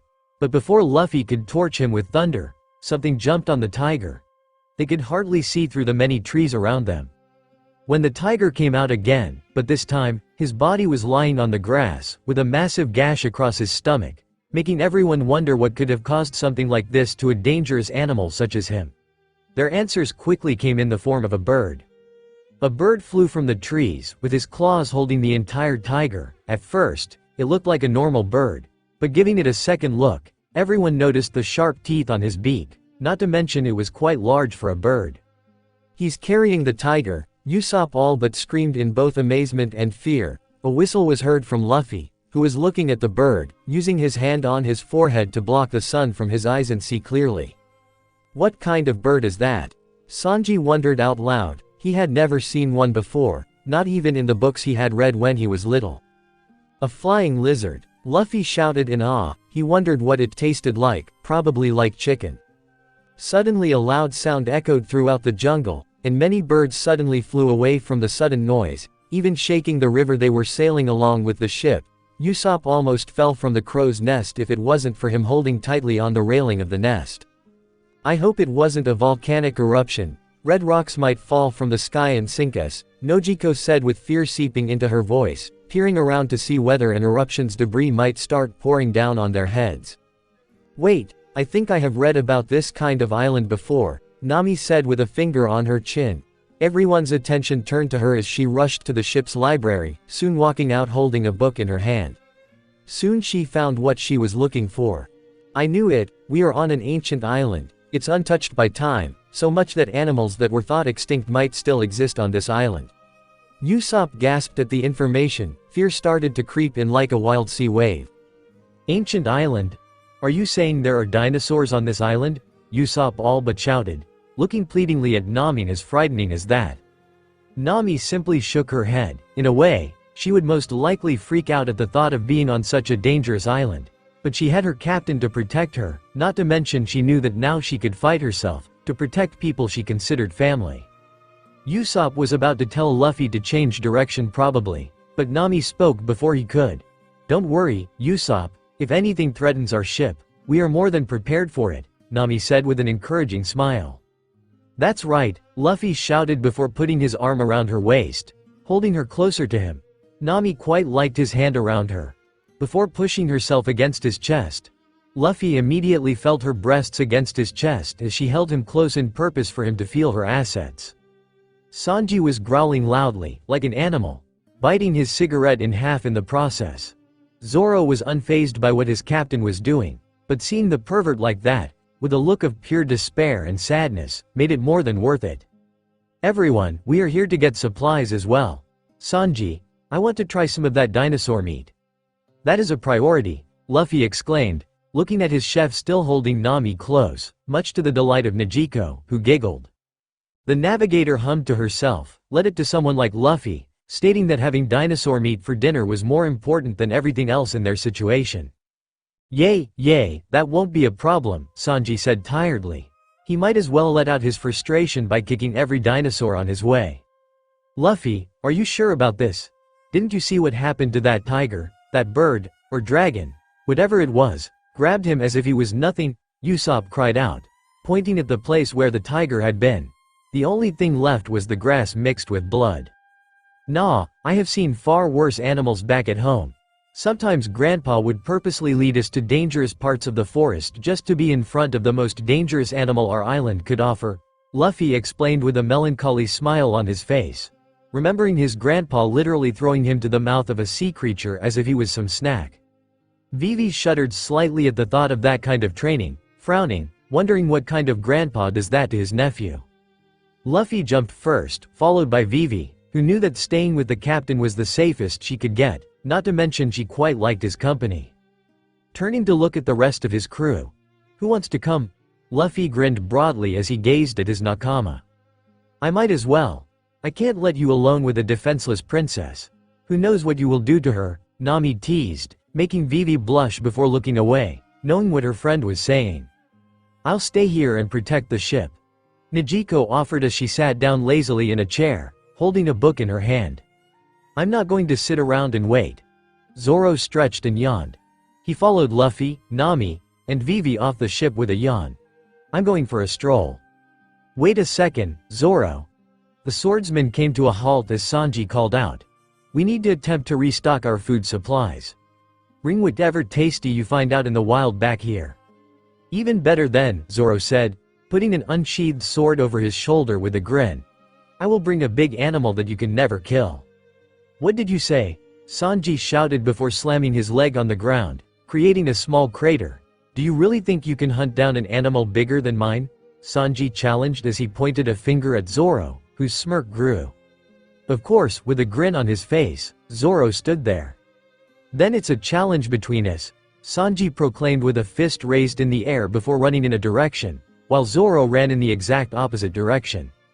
Seeing her captain and sister walking away, Nijiko left out a sigh. "It seems to be just the two of us now." Nijiko chuckled as she sat back in her lounge chair. Usopp gulped, knowing they were all alone on a dangerous island. As they walked through the forest, the trees were so numerous in some parts that there were more trees than ground to walk. Karoo suddenly quacked loudly before hiding behind Vivi and Nami. They suddenly heard the ground shaking. Despite the tall trees around them, they could clearly see the tall neck of a dinosaur eating leaves from a nearby tree. Luffy gazes at it with amazement, his eyes suddenly turning to stars, rushing towards it like a kid in a kindergarten. Nami chuckled in amusement, already used to her captain, while Vivi, on the other hand, was horrified seeing what Luffy was doing. "Luffy, be careful. Who knows what it will do?" she shouted, her eyes wide as a plate, seeing Luffy on top of the dinosaur's head, bouncing up and down as if he was riding the giant creature. "Calm down, princess, don't worry about Luffy. He can handle a dinosaur," Nami said, nudging her friend. Vivi relaxed slightly. Maybe she was overreacting a little bit. She had already seen how strong these people were. She should have more trust in them. Luffy suddenly jumped very high in the air when the dinosaur jerked his head up, trying to make him trip, but both Luffy and Nami felt the upcoming attack. Nami suddenly turned her right arm into gold, her eyes turning red in the process while pushing Vivi behind her with her left hand. Luffy appeared in front of Nami as he carefully looked at their new guest. The giant dinosaur's head was severed from its neck in a single strike in a blaze of steel. Vivi gasped at the sight. Her knees suddenly felt weak, almost falling on her knees. Her duck was in no better state. Nami narrowed her eyes at the giant in front of them. "Gegyagyagya, today I got an excellent one." As he laid his blade over his shoulder, the giant chuckled. He had a lengthy, black beard that hung down to his navel. He was dressed in a combat helmet, tan trousers, and leather boots with a belly warmer. He was dressed in a dark purple cape. The enormous longsword with a straight blade that rested on his shoulder overshadowed the going merry totally. "Wow, you're a giant," Luffy shouted, eyeing him up and down, not having the feeling he was dangerous. Nami relaxed, knowing her captain wouldn't be so cheerful in front of a possible enemy. "Do you want to join my crew?" Vivi face-palmed while Nami shook her head in amusement. Despite hearing him with her ears, Vivi couldn't quite believe she just heard Luffy asking a giant who was larger than going merry to join his crew. "Gegyagyagya, my name is Dory. I'm a giant. I'm the greatest fighter of Elbaf." He burst out laughing before looking at the boy with the straw hat, already knowing he was the one in charge of this little group. "How about you join me? Let's have a feast. I haven't had guests for a long time." "Now," Dory exclaimed with another burst of laughter. Usopp and Nijiko at first. This island looked peaceful. Nijiko had been busy reading a book with Usopp standing on guard with a gun, only for a giant to come out of the trees, greeting them with the most terrifying grin they had ever seen. "Do you have anything to drink? Rum? Perhaps some booze? Little folks, can you hear me?" Usopp and Nijiko were shocked when the big, bearded behemoth questioned them. "Well, Nijiko, you're the doctor of the crew. How should we proceed?" Usopp said softly to Nijiko, his gaze never leaving the giant. "Why would a doctor know how to deal with him?" Nijiko asked with a grunt, same as Usopp, not looking away. "Well, if you want to drink we have barrels ready for you," Nijiko said with the biggest smile she could muster. "That's your genius plan, doctor?" Usopp interrogated her, his eyes still fixed on the giant. "You have a better idea?" Nijiko retorted, a glare from the corner of her eye directed towards Usopp. "Gabababababa, you're such a witty bunch of people," the chubby giant guffawed. He wore a dark red shirt with white fur ruffs on the top and bottom hem and a large, blonde beard that flared out from his chin. He wore different leather armor components, burned or on black stripes, and a navy blue cloak, and his legs were covered by burnt orange trousers with vertical black stripes. He had a big smile on his lips and a red-horned helmet on his head. Gababa arg. When the giant bellowed loudly, Usopp and Nijiko almost screamed in fright. They both turned around to see a big Tyrannosaurus gnawing at the giant's rump. The giant's eyes were obscured by his helmet as he twisted his head. The monster whirled around in an almost imperceptible movement, and his gigantic axe sliced the Tyrannosaurus head off in a flash. "Ah!" Both Usopp and Nijiko screamed at how easily he killed that dinosaur. "Ah!" In celebration of his victory, the giant hoisted his axe. "Behold, tiny people, I am Elbaf's most powerful fighter. Bragi!" Bragi's voice reverberated across the forest like thunder. In his left hand, he held the Tyrannosaur's beheaded head. "We've got lots of meat. And you've got rum." Bragi greeted the two of them with a broad smile. "Let's eat a feast together." Gabababababa.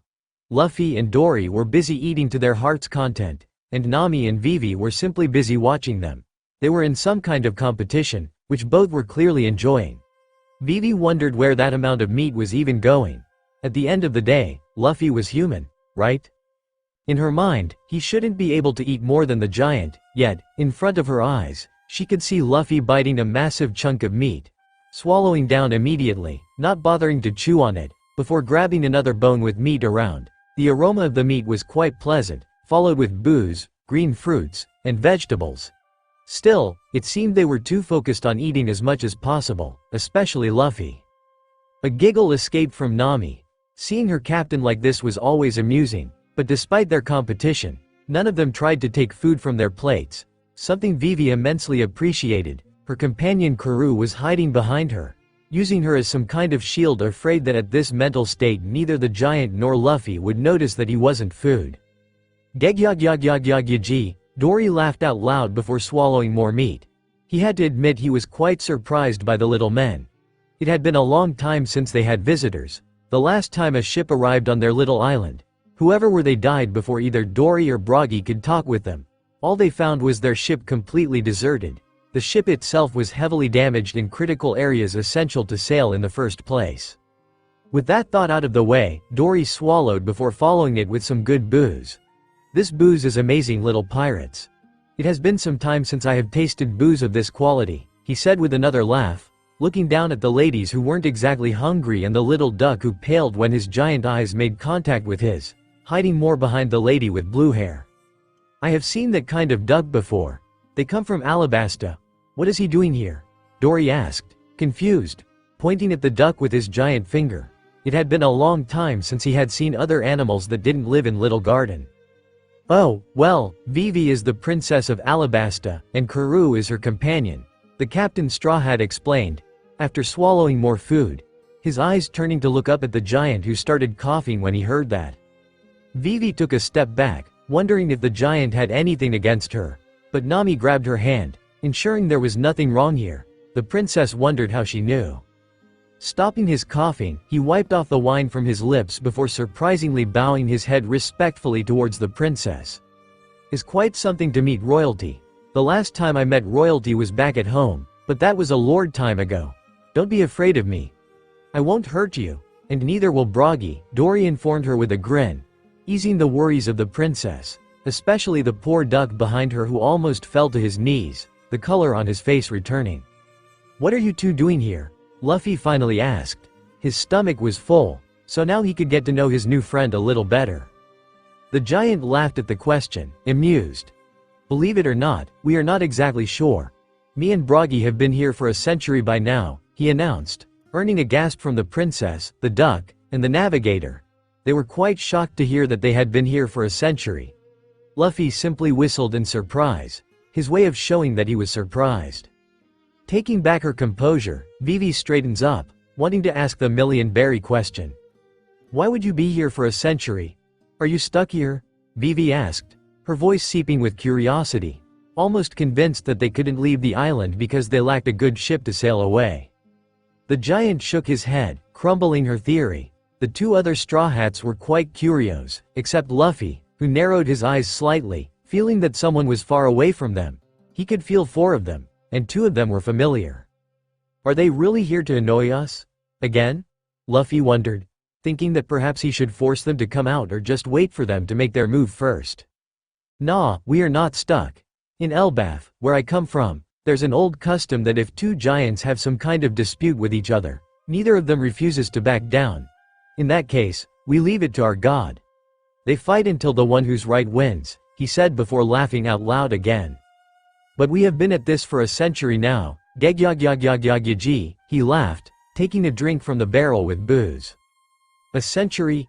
Vivi whispered, completely shocked. She couldn't comprehend what kind of hatred could cause someone to fight someone else for a century. Nami was shocked as well, but for a completely different reason.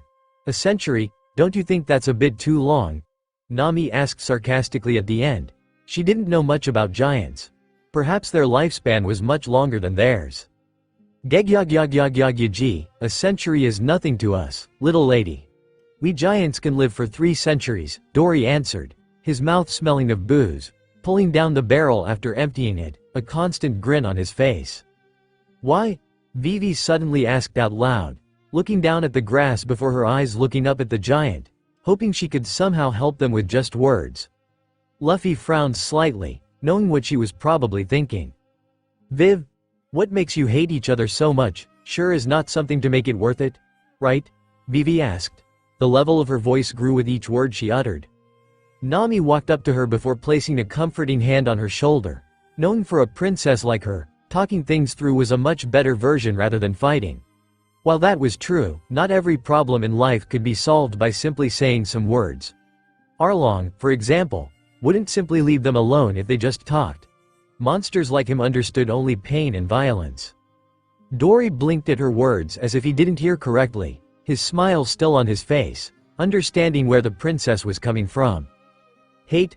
I don't hate him. He's my oldest friend. We have been friends for a very long time. Gegyagyagyagyagyagy, he stated before laughing again, much to the shock of the princess. Now things made even less sense to her. She couldn't comprehend what made them fight. She would somehow understand if it was simple hatred, but they were both old friends, according to him. What kind of dispute would make it worth fighting each other for a century? Vivi asked, still wanting to understand their reasons for fighting for so long. Dory lost his smile for the first time since they met him. Nami tensed slightly, wondering if Vivi had offended him or their customs. "We don't really know. We have been at this for so long that we had forgotten what the dispute was all about," Dory answered before a bright grin was on his face again. Nami relaxed, while Luffy seemed to be entirely focused elsewhere. Vivi didn't seem to want to give up on her attempt to make them stop through words. She opened her mouth, ready to say something else. "Vivi, enough. This is not something you can stop by simply saying some words. They have been at this for a century now. You can't say anything that would make them even consider it," Luffy stated with a firm tone, almost commanding her to not speak of this issue again. Vivi turned to look at Luffy and was ready to argue when they heard the loud cry of a dinosaur far away. Everyone turned to look at the direction before the cry suddenly stopped. Dory quirked an eyebrow at that. He knew it couldn't be Brogy. He wouldn't get this close unless it were their time to fight, and if he were simply hunting, he would do it on his own territory. "That's just Zoro, my crewmate, don't worry about it. He and my ship's chef are in a competition on who can bring the largest prey on the ship," Luffy explained, knowing Sanji was also nearby. Still, unlike Zoro, who was going around in circles without direction, going somewhere, much to Luffy's interest, knowing where he was going. Dory's eyes twitched slightly, and his face suddenly brightened up before punching the side of his head, before laughing yet again. "Now, I remember why Brogy and I have been fighting. When we first arrived here, we both hunt down prey. Long story short, the dispute was who hunted the bigger prey," he revealed with another laughter, holding his stomach with his hands. Vivi was even more shocked now that she knew why they had been fighting for so long. At first, she thought perhaps it was because of some issue that involved their families, but to hear they were at this for so long simply because of who hunted the bigger prey. "They're crazy," the princess concluded, earning a giggle from Nami. The navigator didn't know what the dispute had been, but she wasn't exactly surprised. Since she joined Luffy, she had come to understand that certain things made no sense whatsoever. Suddenly the ground started shaking again, and they all saw the volcano erupting again. Dory stood up, grabbed his sword and shield, making his way towards their fighting place. "What is happening now?" Vivi asked out loud, looking at the giant who kept walking towards the volcano. "The erupting of that volcano is the signal of the start of our fight. Every time it erupts, we fight. It doesn't matter if it is twice a day or once a month, or once a year," Dory revealed as he walked towards his destination, each footsteps shaking the ground beneath him, making almost every animal run away in fear. From far away, Zoro just looked at the giant with an arched eyebrow before returning to his business. It didn't matter to him what the giant was doing as long as it didn't involve him or his crew. Nijiko, the duo left to guard the ship, could only gasp, seeing the two giants exchanging blow after blow. But the most mesmerized one seemed to be Usopp, whose mouth was hanging open, looking at them with admiration. Both still exchanging blows, but none of them actually landed. It was either their shields or their helmet that blocked the blow, but not once did their weapon injure the other giant. "Don't you want to go home?" Dory asked as he swung his sword towards his friend. The other dodged the deadly attack before bringing his axe down, only to be blocked by his shield, both of them grinning at each other as their blood was pumping through their bodies in a way that only happens when they fought. "All the more reason to defeat you," Brogy replied with a taunting smirk before attacking again. Their weapons made contact, causing a shock wave to be felt around them, and many trees around started to fall from sudden cuts around them. Usopp and Nijiko gasped. Despite being so far away, they still felt the shock wave, but thankfully they weren't injured. "They're both crazy," Nijiko stated in both amazement and fear. She had seen how powerful their captain was, but looking at these giants, wondering how their crew could go on, Grand Line was full of powerful people and creatures like them. For a long time, she had been convinced that Arlong was one of the strongest creatures on the planet. These giants made him look like an ant under her feet. How can we ever become so strong? How can I? But she quickly shook away that thought. They would get stronger, and she would become the strongest female pirate on the sea. This is nothing but amazing, to them. This fight is more important than life itself. Is everything to them. Usopp stated with a bright smile and not actually showing fear in his eyes, something Nijiko was quite taken aback. She understood that much, after all, they had been in this fight for a century. Fight after fight, blow after blow, not once giving up. In a way, they have their own flags, proudly showing it to the whole world to see. This is what my dream is. This is a fight between men, between warriors. This is what I envision myself to be. A great warrior of the sea, someone who can look death straight in the eye and fight. Not back down like a coward, but fight until the end. Usopp announced loudly with his hands raised, tears rolling down his cheek as he passionately said each word with all his heart. Negico looked at Usopp, completely mesmerized. For the very first, he didn't look like a coward at the first sign of a fight, but the one who stood proudly, with no fear in his eyes. Luffy Dory soon returned from the battle, and it seemed to have gone the same way it had gone the last perhaps thousandth time. Dory sat down, breathing heavily, his fingers aching. He was just about to drink when Luffy decided he couldn't wait any longer. "Stop!" he shouted, causing lightning bolts all around the sky. Nami and Vivi were on their feet, wondering what was happening to make Luffy serious all of a sudden. But the thunder was also an alarm to the rest of the crew that something wasn't right. Zoro, from far away, dropped the dead beast he was carrying over his shoulder. Hearing the thunder, he knew his captain needed his help. Sanji was busy drinking tea in a house somewhere, a cigarette in his mouth. He inhaled on it just as a transponder snail started ringing. The chef smirked as he grabbed the snail. "Hello there." Luffy back at Luffy. Dory was looking at the little pirate captain in confusion but wary as well. From that thunder alone, he knew Luffy wasn't someone to take lightly. "What is it, Straw Hat Captain? If someone else is on this island, I feel 4 other presences, and that booze is poisoned," Luffy declared with a new cold look that Dory saw for the first time. But what he heard made his blood boil. Rising to his feet, he roared in anger. "Who dares to do that? I will show them the might of warriors of Elbaf," Dory screamed at the top of his lung, his weapon high in the air. His voice alone causing a small shockwave.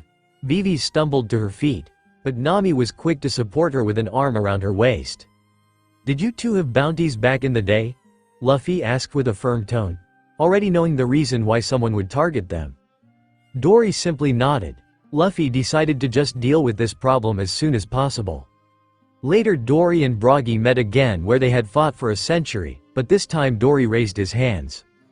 "Broggy, my brother, it seems this time we can't fight. Someone on this island tried to poison my booze so that he could collect our bounties," he explained. The other giant's face went red with anger at the very thought of someone going between their battle. "What?" he roared in anger. "Who dares to interrupt our fight? We will both show them the full might of Elbaf," Broggy roared, earning a nod from his friend.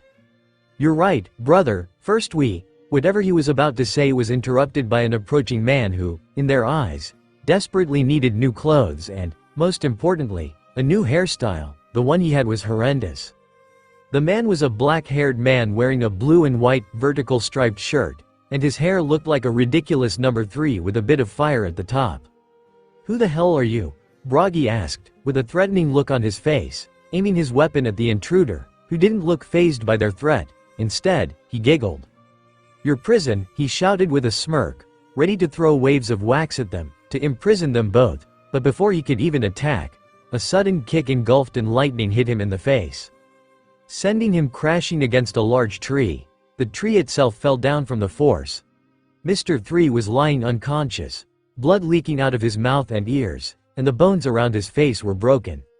Luffy stood as Mr. 3 was knocked unconscious by a single kick. He didn't even need to look up to know that Miss Valentine was falling at his location. But Luffy didn't even move an inch to dodge her attempt to crush him.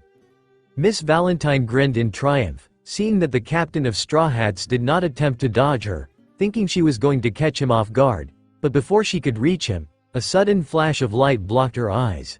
It closed her eyes, and the warmth caused her skin to scream in pain despite not making contact with it.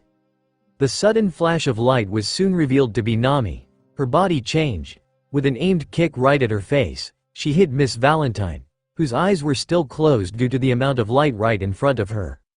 Now, a normal kick wouldn't be too damaging, but the moment Nami used her devil fruit, her legs and arms would look like gold because they turned to gold, which in itself is one of the heaviest metals in the world. A kick like that could easily break the bones of someone unprepared, not to mention her body would spread heat the moment she turned her body into gold. The more her body turned to gold, the more heat her body produced. Miss Valentine hit the earth so hard that it fell like a small meteor. The debris flew everywhere. A small crater formed where she was. Not moving anymore. Nami landed right beside Luffy, giving him a quick wink. Suddenly another person tried to attack the pirates from behind, who was none other than Mr. 5, who had a small bullet between his index fingers, aiming at the navigator. He prepared to kill her when a certain swordsman showed up right in front of him.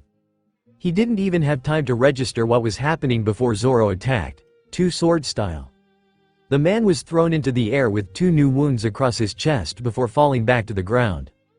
"Good job, Zoro," Luffy complimented his teammate, who smiled. Nami wondered what Luffy would say to her, but Luffy instead swooped her in his arms before giving her a quick kiss on the lips. Zoro just looked the other way, pretending he couldn't see them. The 3 were soon joined by the giants, who saw that the fight was over before it even began. They knew the Straw Hat Boy was good, but this was beyond their expectations. "You're good, kid, but is it just me, or did you use hockey?" Bragi questioned with a raised eyebrow. It had been a long time since any of them had seen any human use hockey.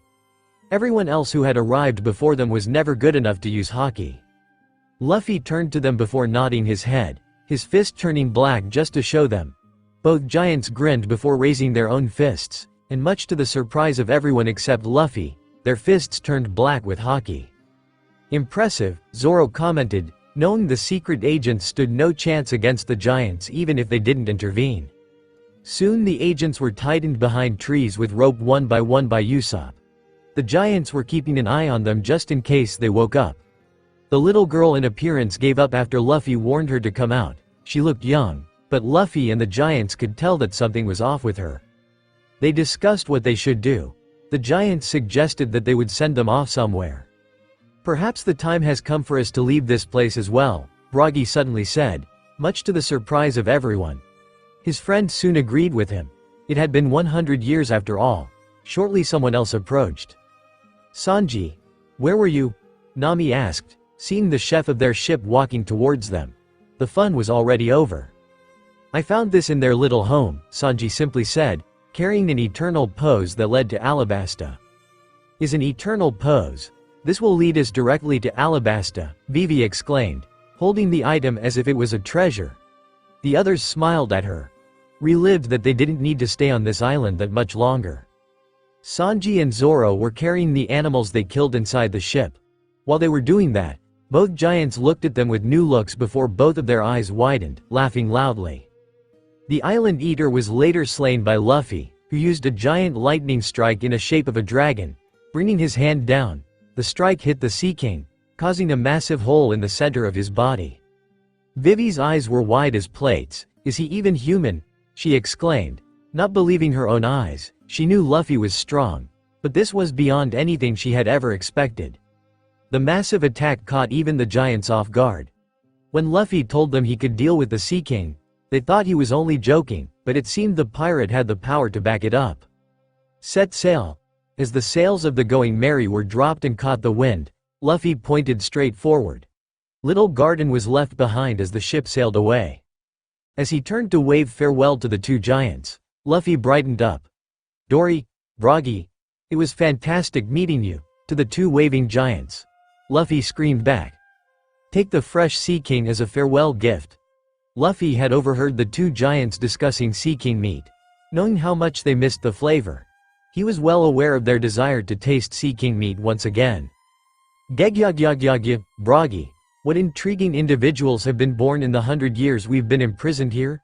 Dory chuckled as he looked at the fresh Sea King meat. "Gaya, yes, Dory, there are some extremely intriguing things that we've missed." Bragi and his pal both burst out laughing. "Going Merry, it was an interesting trip," Luffy said. Everyone except Nijiko was eating dinner from Zoro's prey. Almost everyone nodded in agreement, except Vivi, who didn't look like she wanted to repeat that adventure. She, I hope Alabasta is as interesting as Little Garden, Vivi," Luffy said, shoving more meat into his mouth. Vivi giggled at him. "Well, we don't really have giants and sea kings, but we do have great food," Vivi answered with a smile, knowing what Luffy liked the most to hear. Luffy's eyes suddenly turned to stars, shining more than a fire hearing about the food. Now he couldn't wait until they arrived in Alabasta. "To Alabasta, we go," he shouted with meat in his mouth, making everyone except Nami laugh. who was looking at the door that led inside the room. "Vivi, why isn't Nijiko coming?" Nami suddenly asked, turning towards the princess. She and Nijiko were the last to be in the woman's quarters after Nami left to join the others. Vivi remembered that Nijiko said she could go on ahead, she needed to check something. "I don't know, she was supposed only to check something," Vivi answered, not thinking something bad was happening. Nijiko rolling her shirt up, she looked anxiously at the big red mark, her skin swelling. She could already feel that something was wrong, her breathing heavy, her throat drier than the deserts of Alabasta, and her eyes were red and burning. "Is nothing to worry about. How is she?" Luffy asked, concerned. Standing close to Nijiko was Nami, who was waiting to see her temperature. She was worried sick but kept a brave face in front of her crew and sister. This reminded Nami of her childhood in a way. Back then, it was Nijiko, the one who always put on a brave face and saved her from trouble. Vivi was leaning against the wall, holding a newspaper in her hands, looking at it worriedly. It took all her willpower not to tear it apart. Her eyes almost shed tears as her mind read the title of the newspaper over and over again. Usopp was outside with Zoro making sure nothing was in front of them. Nami had checked their direction just a moment ago to ensure they weren't going to sink the ship when she wasn't looking. Usopp was using binoculars while Zoro was cleaning his swords. They weren't exactly dirty with blood. He just wanted to force himself to do something in this situation. He hated that he couldn't help in this situation. All he could do was watch. Sanji was in the kitchen. Before going there, he said he would prepare something to help Nijiko. Nami told him to make soup with all kinds of vegetables. The chef had simply nodded at her, giving Nijiko a quick glance before leaving the room. Luffy kept a strong face, not showing any weakness. He would check on his nakama every time he could, but that's all he could for now. The captain clenched his teeth in anger. He was the captain, and yet he could do nothing but watch. He was no doctor. He didn't know anything when it came to sickness or wounds. Leaving out a tired sigh, he looked at Nami, undoubtedly worried even more than him. The captain was about to ask how Nijiko was doing when the navigator pulled out the thermometer. Looking at the temperature, Nami gasped. Her heart beating in her throat like a hammer. She knew her sister's temperature was high, but this was beyond what she had thought. 104 temperature, Nami exclaimed, frowning. Vivi gasped at what she heard, her nails digging into the newspaper. Luffy, on the other hand, walked over to his nakama, kneeling in front of her bed, putting his hand on her sweating forehead. He started acculating cold water on his palm, making sure to cool her head. While it wouldn't do much, it was better than nothing. Nami allowed herself to smile, seeing her captain so caring towards her sister. She always knew her captain had a big heart, but this was beyond what she had thought. And the navigator knew her captain wasn't faking it. She could see in his eyes that he was truthfully worried for her. Pulling his hand away, Luffy was about to check on Sanji, seeing just how much longer it would take to prepare his soup when a cough was heard from Nijiko. "Nijiko, how are you feeling?" Nami asked pleadingly, holding her hand with hers. The blue-haired barely opened half of her eyes, her vision all blurry. The first thing she noticed was orange hair. Slowly, her vision got better, and she only then saw that it was Nami. "How are you feeling?" Luffy asked, kneeling in front of her. Nijiko glanced at him before focusing on her sister again. She tried to remember what happened but couldn't.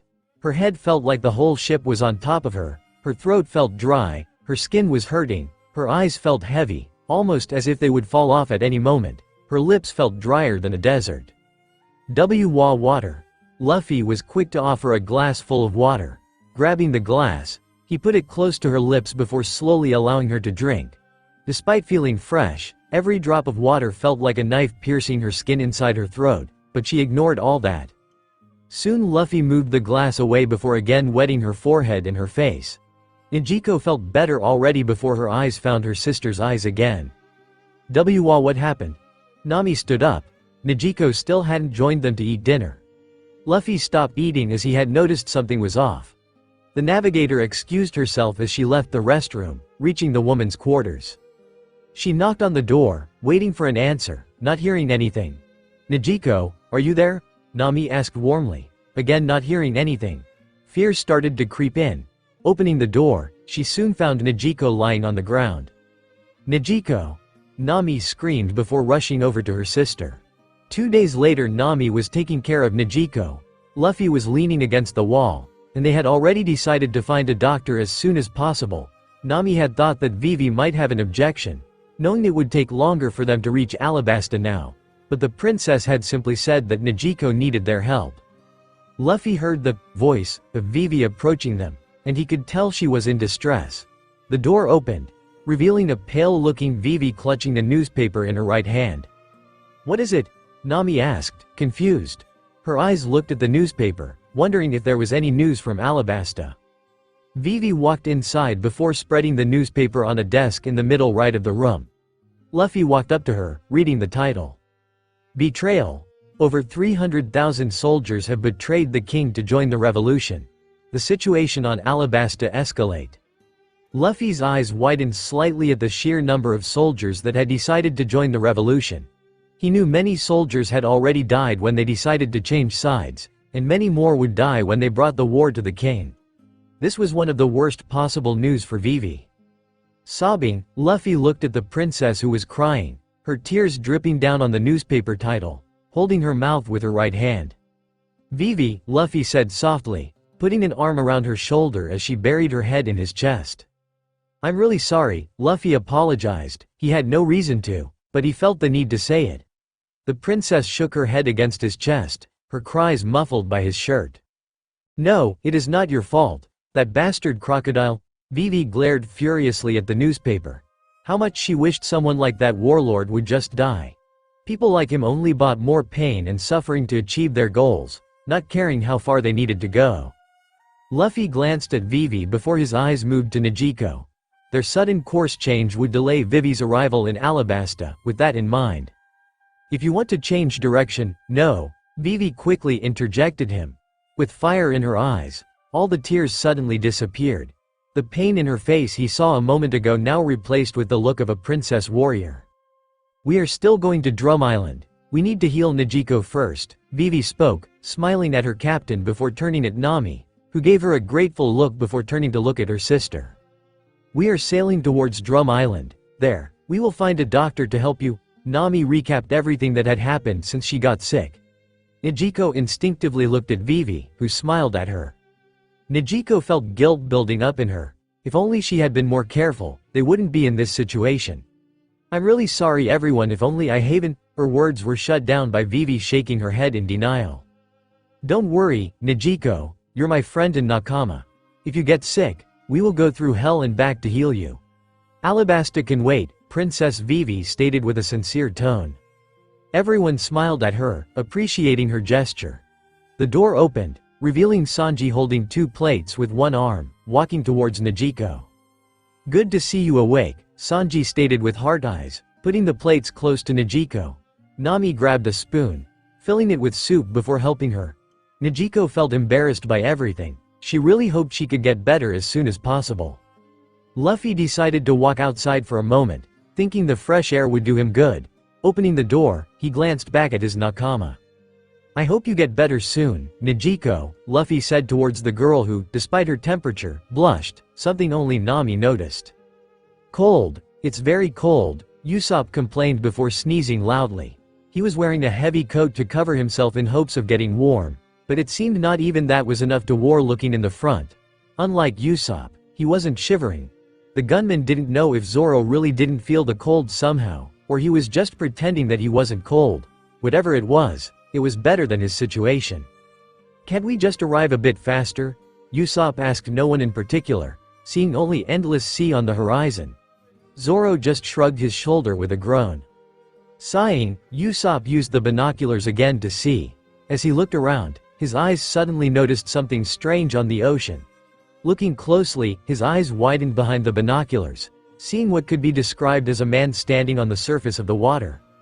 "OJ Zoro, take a look at this," Usopp said, handing him the binoculars. The swordsman just arched an eyebrow before looking in the direction where Usopp was pointing. It took only a second to see the same man. "The hell?" Zoro exclaimed. He had seen many strange things since he joined Luffy, but this was new. At first, he wondered if this was some weird devil fruit, but he quickly remembered the sea hates devil fruit users. "Are we both dreaming, perhaps?" Usopp asked. looking at Zoro before turning his attention to the man standing on water as if it was solid ground. The ship was sailing closer to the man. "Don't know. I'm definitely not drunk. I haven't touched beer since Nijiko got sick," Zoro said before hearing a door opening from behind them. Luffy walked towards them, standing beside Zoro and Usopp, who glanced at their captain before moving their attention back to the man. "What's going on here?" Luffy asked, immediately noticing the man. The ship was much closer now, and everyone could see him without needing binoculars. "He can stand on water. Is this a devil fruit?" Usopp spoke first, still trying to wrap his head around the idea of a man being able to stand on water, but what Luffy said next cleared everything. "He's not standing on water. I can detect multiple voices below the surface. It must be some kind of underwater ship or submarine. Stand on your guard and wait for my order," Luffy stated with a firm tone, his eyes narrowed at what could be below the strange man. Zoro simply nodded his head, his hands on the hilt of his swords. Despite feeling nervous, Usopp swallowed and gathered whatever courage he had, gripping his gun, ready to fire. He didn't want to be a coward. Soon the ship stopped in front of the man who was clearly shivering due to the cold temperature. The individual in question was dressed in a green-blue checkered jester outfit with purple lining at the ends of the sleeves. His slacks were a dark green color. He was also wearing a light brown bow and an arrow quiver, as well as a white winter cloak with purple lining tied across his chest. He looked to have a continuously melancholy expression on his face, which was rendered almost funny by his wavy lips. "Quite a cold day, wouldn't you say so?" the man said, rubbing his hands against each other, trying to warm them. The only answer he got from the pirate crew was a simple shrug from the swordsman. "Not really, the cold never bothered me," Luffy said, knowing this cold temperature was nothing to him. His devil fruit made him immune to cold and warm temperatures, but that didn't mean he couldn't get frozen or burned. The man looked genuinely surprised to hear the young man state the cold temperature didn't bother him. "Quite a nice ship you got there. How many people are in your little group?"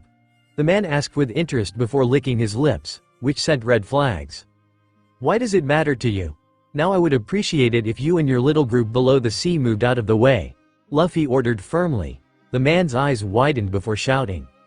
"Let's do this." Suddenly the water moved harshly around, going merry, causing the ship to rock back and forth.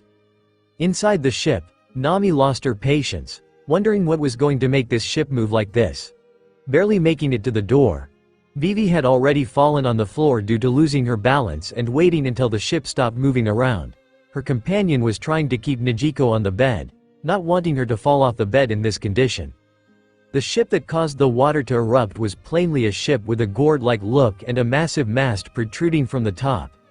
The strange ship's metal shell parted to expose a circular, wooden body with various clanking and clanging noises. Hundreds of soldiers, all dressed in the same uniform, peered down at them from the other ship. Sanji slammed the kitchen door open, glaring at everyone. "What is going on here?" he shouted before noticing the many guns pointed at them. Sanji just glanced at them, knowing they were nothing but small fish. Even Zeph would easily kick them to oblivion. "What the heck is going on here? Who are you, people?" When the sounds of rifles cocking reached Nami's ears, her enraged rant came to an end. Her eyes went wild at them. Her sister was in critical condition, and they didn't have time to waste with little fish like them. "Go away, or I will burn you all to crisp," Nami promised with a tone that clearly indicated that she wasn't joking around. A burst of loud laughter was heard by who everyone knew immediately was apparently the captain of these clowns. His hair was dark violet, and he had a tin plate cylinder-shaped jaw. He was clad in tin plate armor and a hooded cloak fashioned of what seemed to be a hairy hippo. The chubby guy wore thick brown gloves as well. His lower half was covered by a pair of purple and orange woolen shorts with a brown belt around his waist and heavy short boots on his feet. He was also chewing a hefty chunk of flesh off a blade, that he then ate after biting it in half. "It hurts just by looking at it," Usopp screamed in cringe, seeing the other man eating a blade before he ate the whole knife, chewing it as if it was delicious and not a piece of metal. Everyone quickly realized that it was some devil fruit power. But no one except Zoro, Sanji, and Nami noticed the dark clouds accumulating above the ship before several thunderstrikes hit the ocean around them. The captain Wapol of the pirate ship simply ignored the thunderstorm as he gazed at the crew in front of him. They didn't look much, perhaps just rookies. This must be his lucky day. Only 5. There must be more, he said, eyeing the ship. He was still a bit hungry. Perhaps the ship and the male members of the pirate crew would do for now. Is just 8 of us. Now would you kindly leave us alone? We are in a hurry here. Luffy spoke as lighting danced around his fingertips, his eyes covered by his straw hat. Zoro was patiently waiting for the captain's order, ready to cut them down like flies. Sanji simply put a cigarette in his mouth, inhaling it, ready to kick everyone's ass. Nami was losing her patience. Why wasn't Luffy just giving the order to kill these idiots? Her sister was sick. Her fingertips slowly started imitating red fire, her skin slowly turning to gold. The captain of the other pirate ship ignored the Straw Hat Boy, his finger on his teeth, cleaning them. "Do you have a log posed towards Drum Island?" he asked, looking at each one. He didn't even bother to wait for an answer before giving an order. "My man, take everything valuable from this ship, including that woman, and if you find any like her, keep them alive," he shouted, grinning at Nami, who didn't look frightened by what he said, which started to piss him off. Sighing, Luffy cracked his knuckles. "Before we kill all of you, I have one question. Do you have any doctors on your ship?" Luffy asked, eyeing each member. Everyone he saw looked nothing like a doctor, especially the captain, who looked like a pig wearing armor. Wapol didn't expect that question. He had expected and wanted for them to start begging for their pointless lives, not that he would actually spare them, but knowing he had a chance to show how mighty he was compared to them. "Of course we have. I have the best doctors from the Drum Kingdom, the best of the best. They're inside the ship," Wapol boasted with a bursting the deadpan look of every straw hat except Luffy, who cleared his throat, raising his hand, which was engulfed in lightning. "Very well. Guys, kill everyone except the doctors," Luffy ordered. Zoro smirked before unsheathing his swords. 20 men that had surrounded him didn't even have time to react before Zoro cut them down. Sanji wasn't far behind as he kicked 17 of them, crushing their skulls with his feet. Nami smirked before both of her arms turned to gold. 14 men who had surrounded her pulled the triggers of their guns, but she had already jumped above them, glaring at them, making all of them freeze in fear. "Hellfire!" Nami shouted, moving her wings, sending a wave of fire at them, who tried to run before being engulfed by the flames. The temperature of the flames turned all of them to ash in seconds. Usopp quickly aimed precisely at their heads, killing 9 of them almost immediately. Wapol was horrified, seeing his man fall like insects. How dare you fight back?" he shouted angrily. His eye noticed one of them had his back turned to him. He smirked before trying to kill the one with a long nose, but he didn't even take a single step before Luffy lowered his hand engulfed in lightning, resulting in a lightning bolt hitting Wapol right in the chest. "King Wapol, Captain," the ones still alive screamed in horror, seeing their king with a smoking hole on his chest. The armor around his chest, near the hole, had started melting like ice. His cloth had caught ablaze, smoke coming out from his chest and mouth, falling on the water, dead. Luffy didn't stop as he jumped at the enemy ship, surrounded by at least 50 men, his eyes analyzing them. Using his observation haki, Luffy noticed at least 20 people below the deck, and he could tell they were very weak to be fighters of the ship. Luffy soon concluded they must be the doctors the idiot captain mentioned. "Kill him, take revenge for our king, no mercy." They left out war cries as 50 men ran towards Luffy, knowing they could overrun him with numbers. Simply raising his hand, he created a lightning field around him, making everyone that was 10 meters close get electrocuted with 100k voltage. More than 30 men fell on the wooden floor dead, their eyes white as smoke was coming out of their mouths. "Please show us mercy," the rest begged, falling on their knees in front of Luffy, whose face didn't change in the slightest. He didn't care that they were begging for mercy. They all were in a big hurry to threaten his ship and Nakama. "Where are the doctors?" Luffy demanded with a dark look, his face making them pale even more. To all of them, Luffy was no ordinary pirate but the devil himself, who was here to make sure they paid for their sins.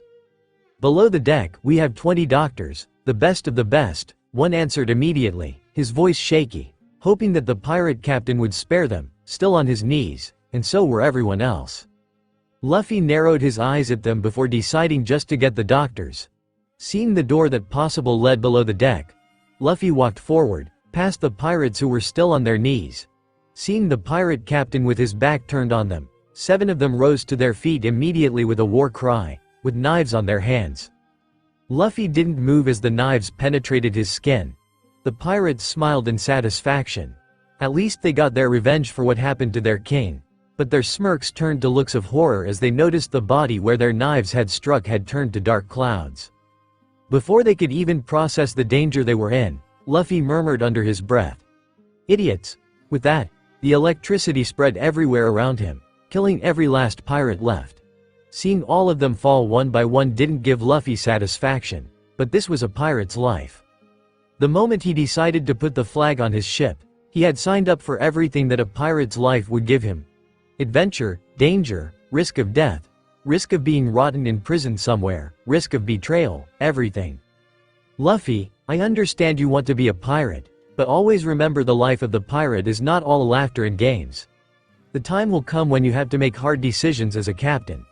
I hope you are ready when that day comes.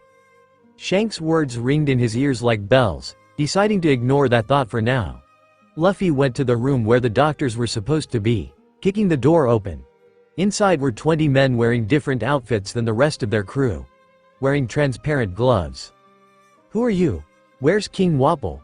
What did you do to the rest of the crew? Luffy ignored them as he took a step forward, making all of them take a step back. Some stumble and fall to the floor.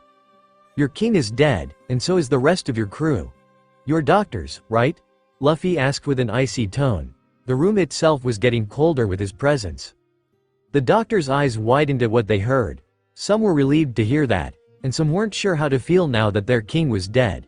One of them, despite being scared, took a step forward. Yes, sir, we are all doctors. We are from the Drum Kingdom, the doctor informed him, knowing there must be a reason the pirate hadn't killed them yet. Good, I have a sick nakama. Your job is to cure her.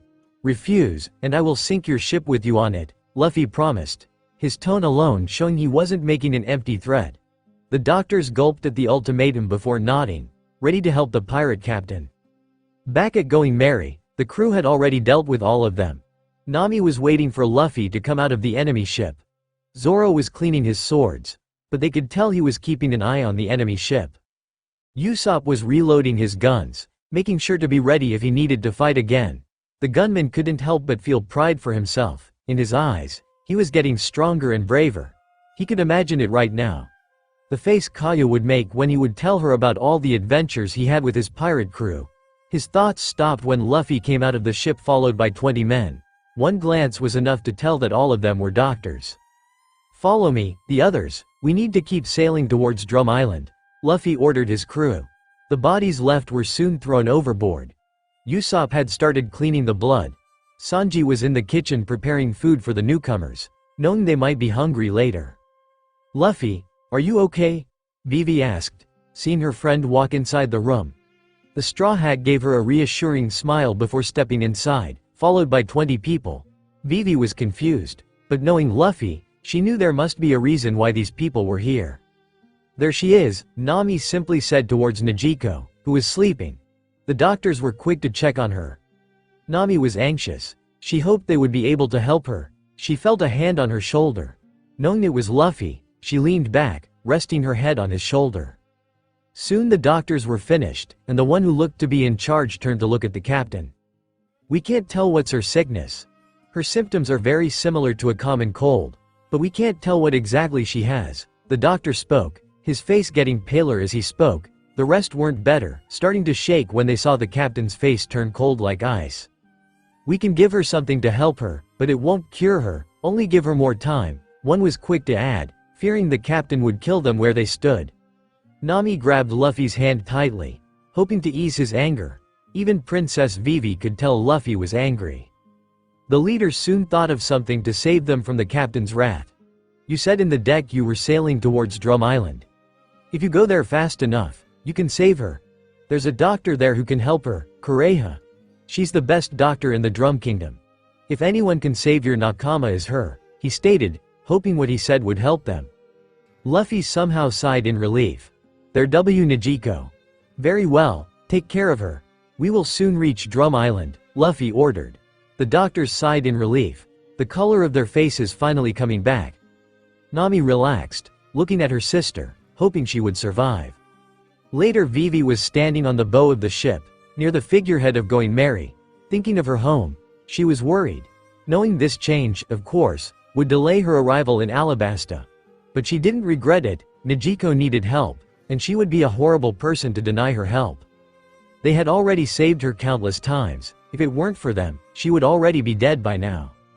Her companion stood close to her, smiling. She pets his head, looking at the future with hope. We will soon return home, and Crocodile won't be a problem anymore. That's right, a voice spoke behind her. Turning around, the princess saw the captain walking towards her before putting a hand on her shoulder, hoping to ease her worries. Don't worry, princess. As soon as Nijiko is cured, we will sail to Alabasta. I will personally deal with Crocodile and free your country, Luffy promised. Vivi couldn't help but blush at his words.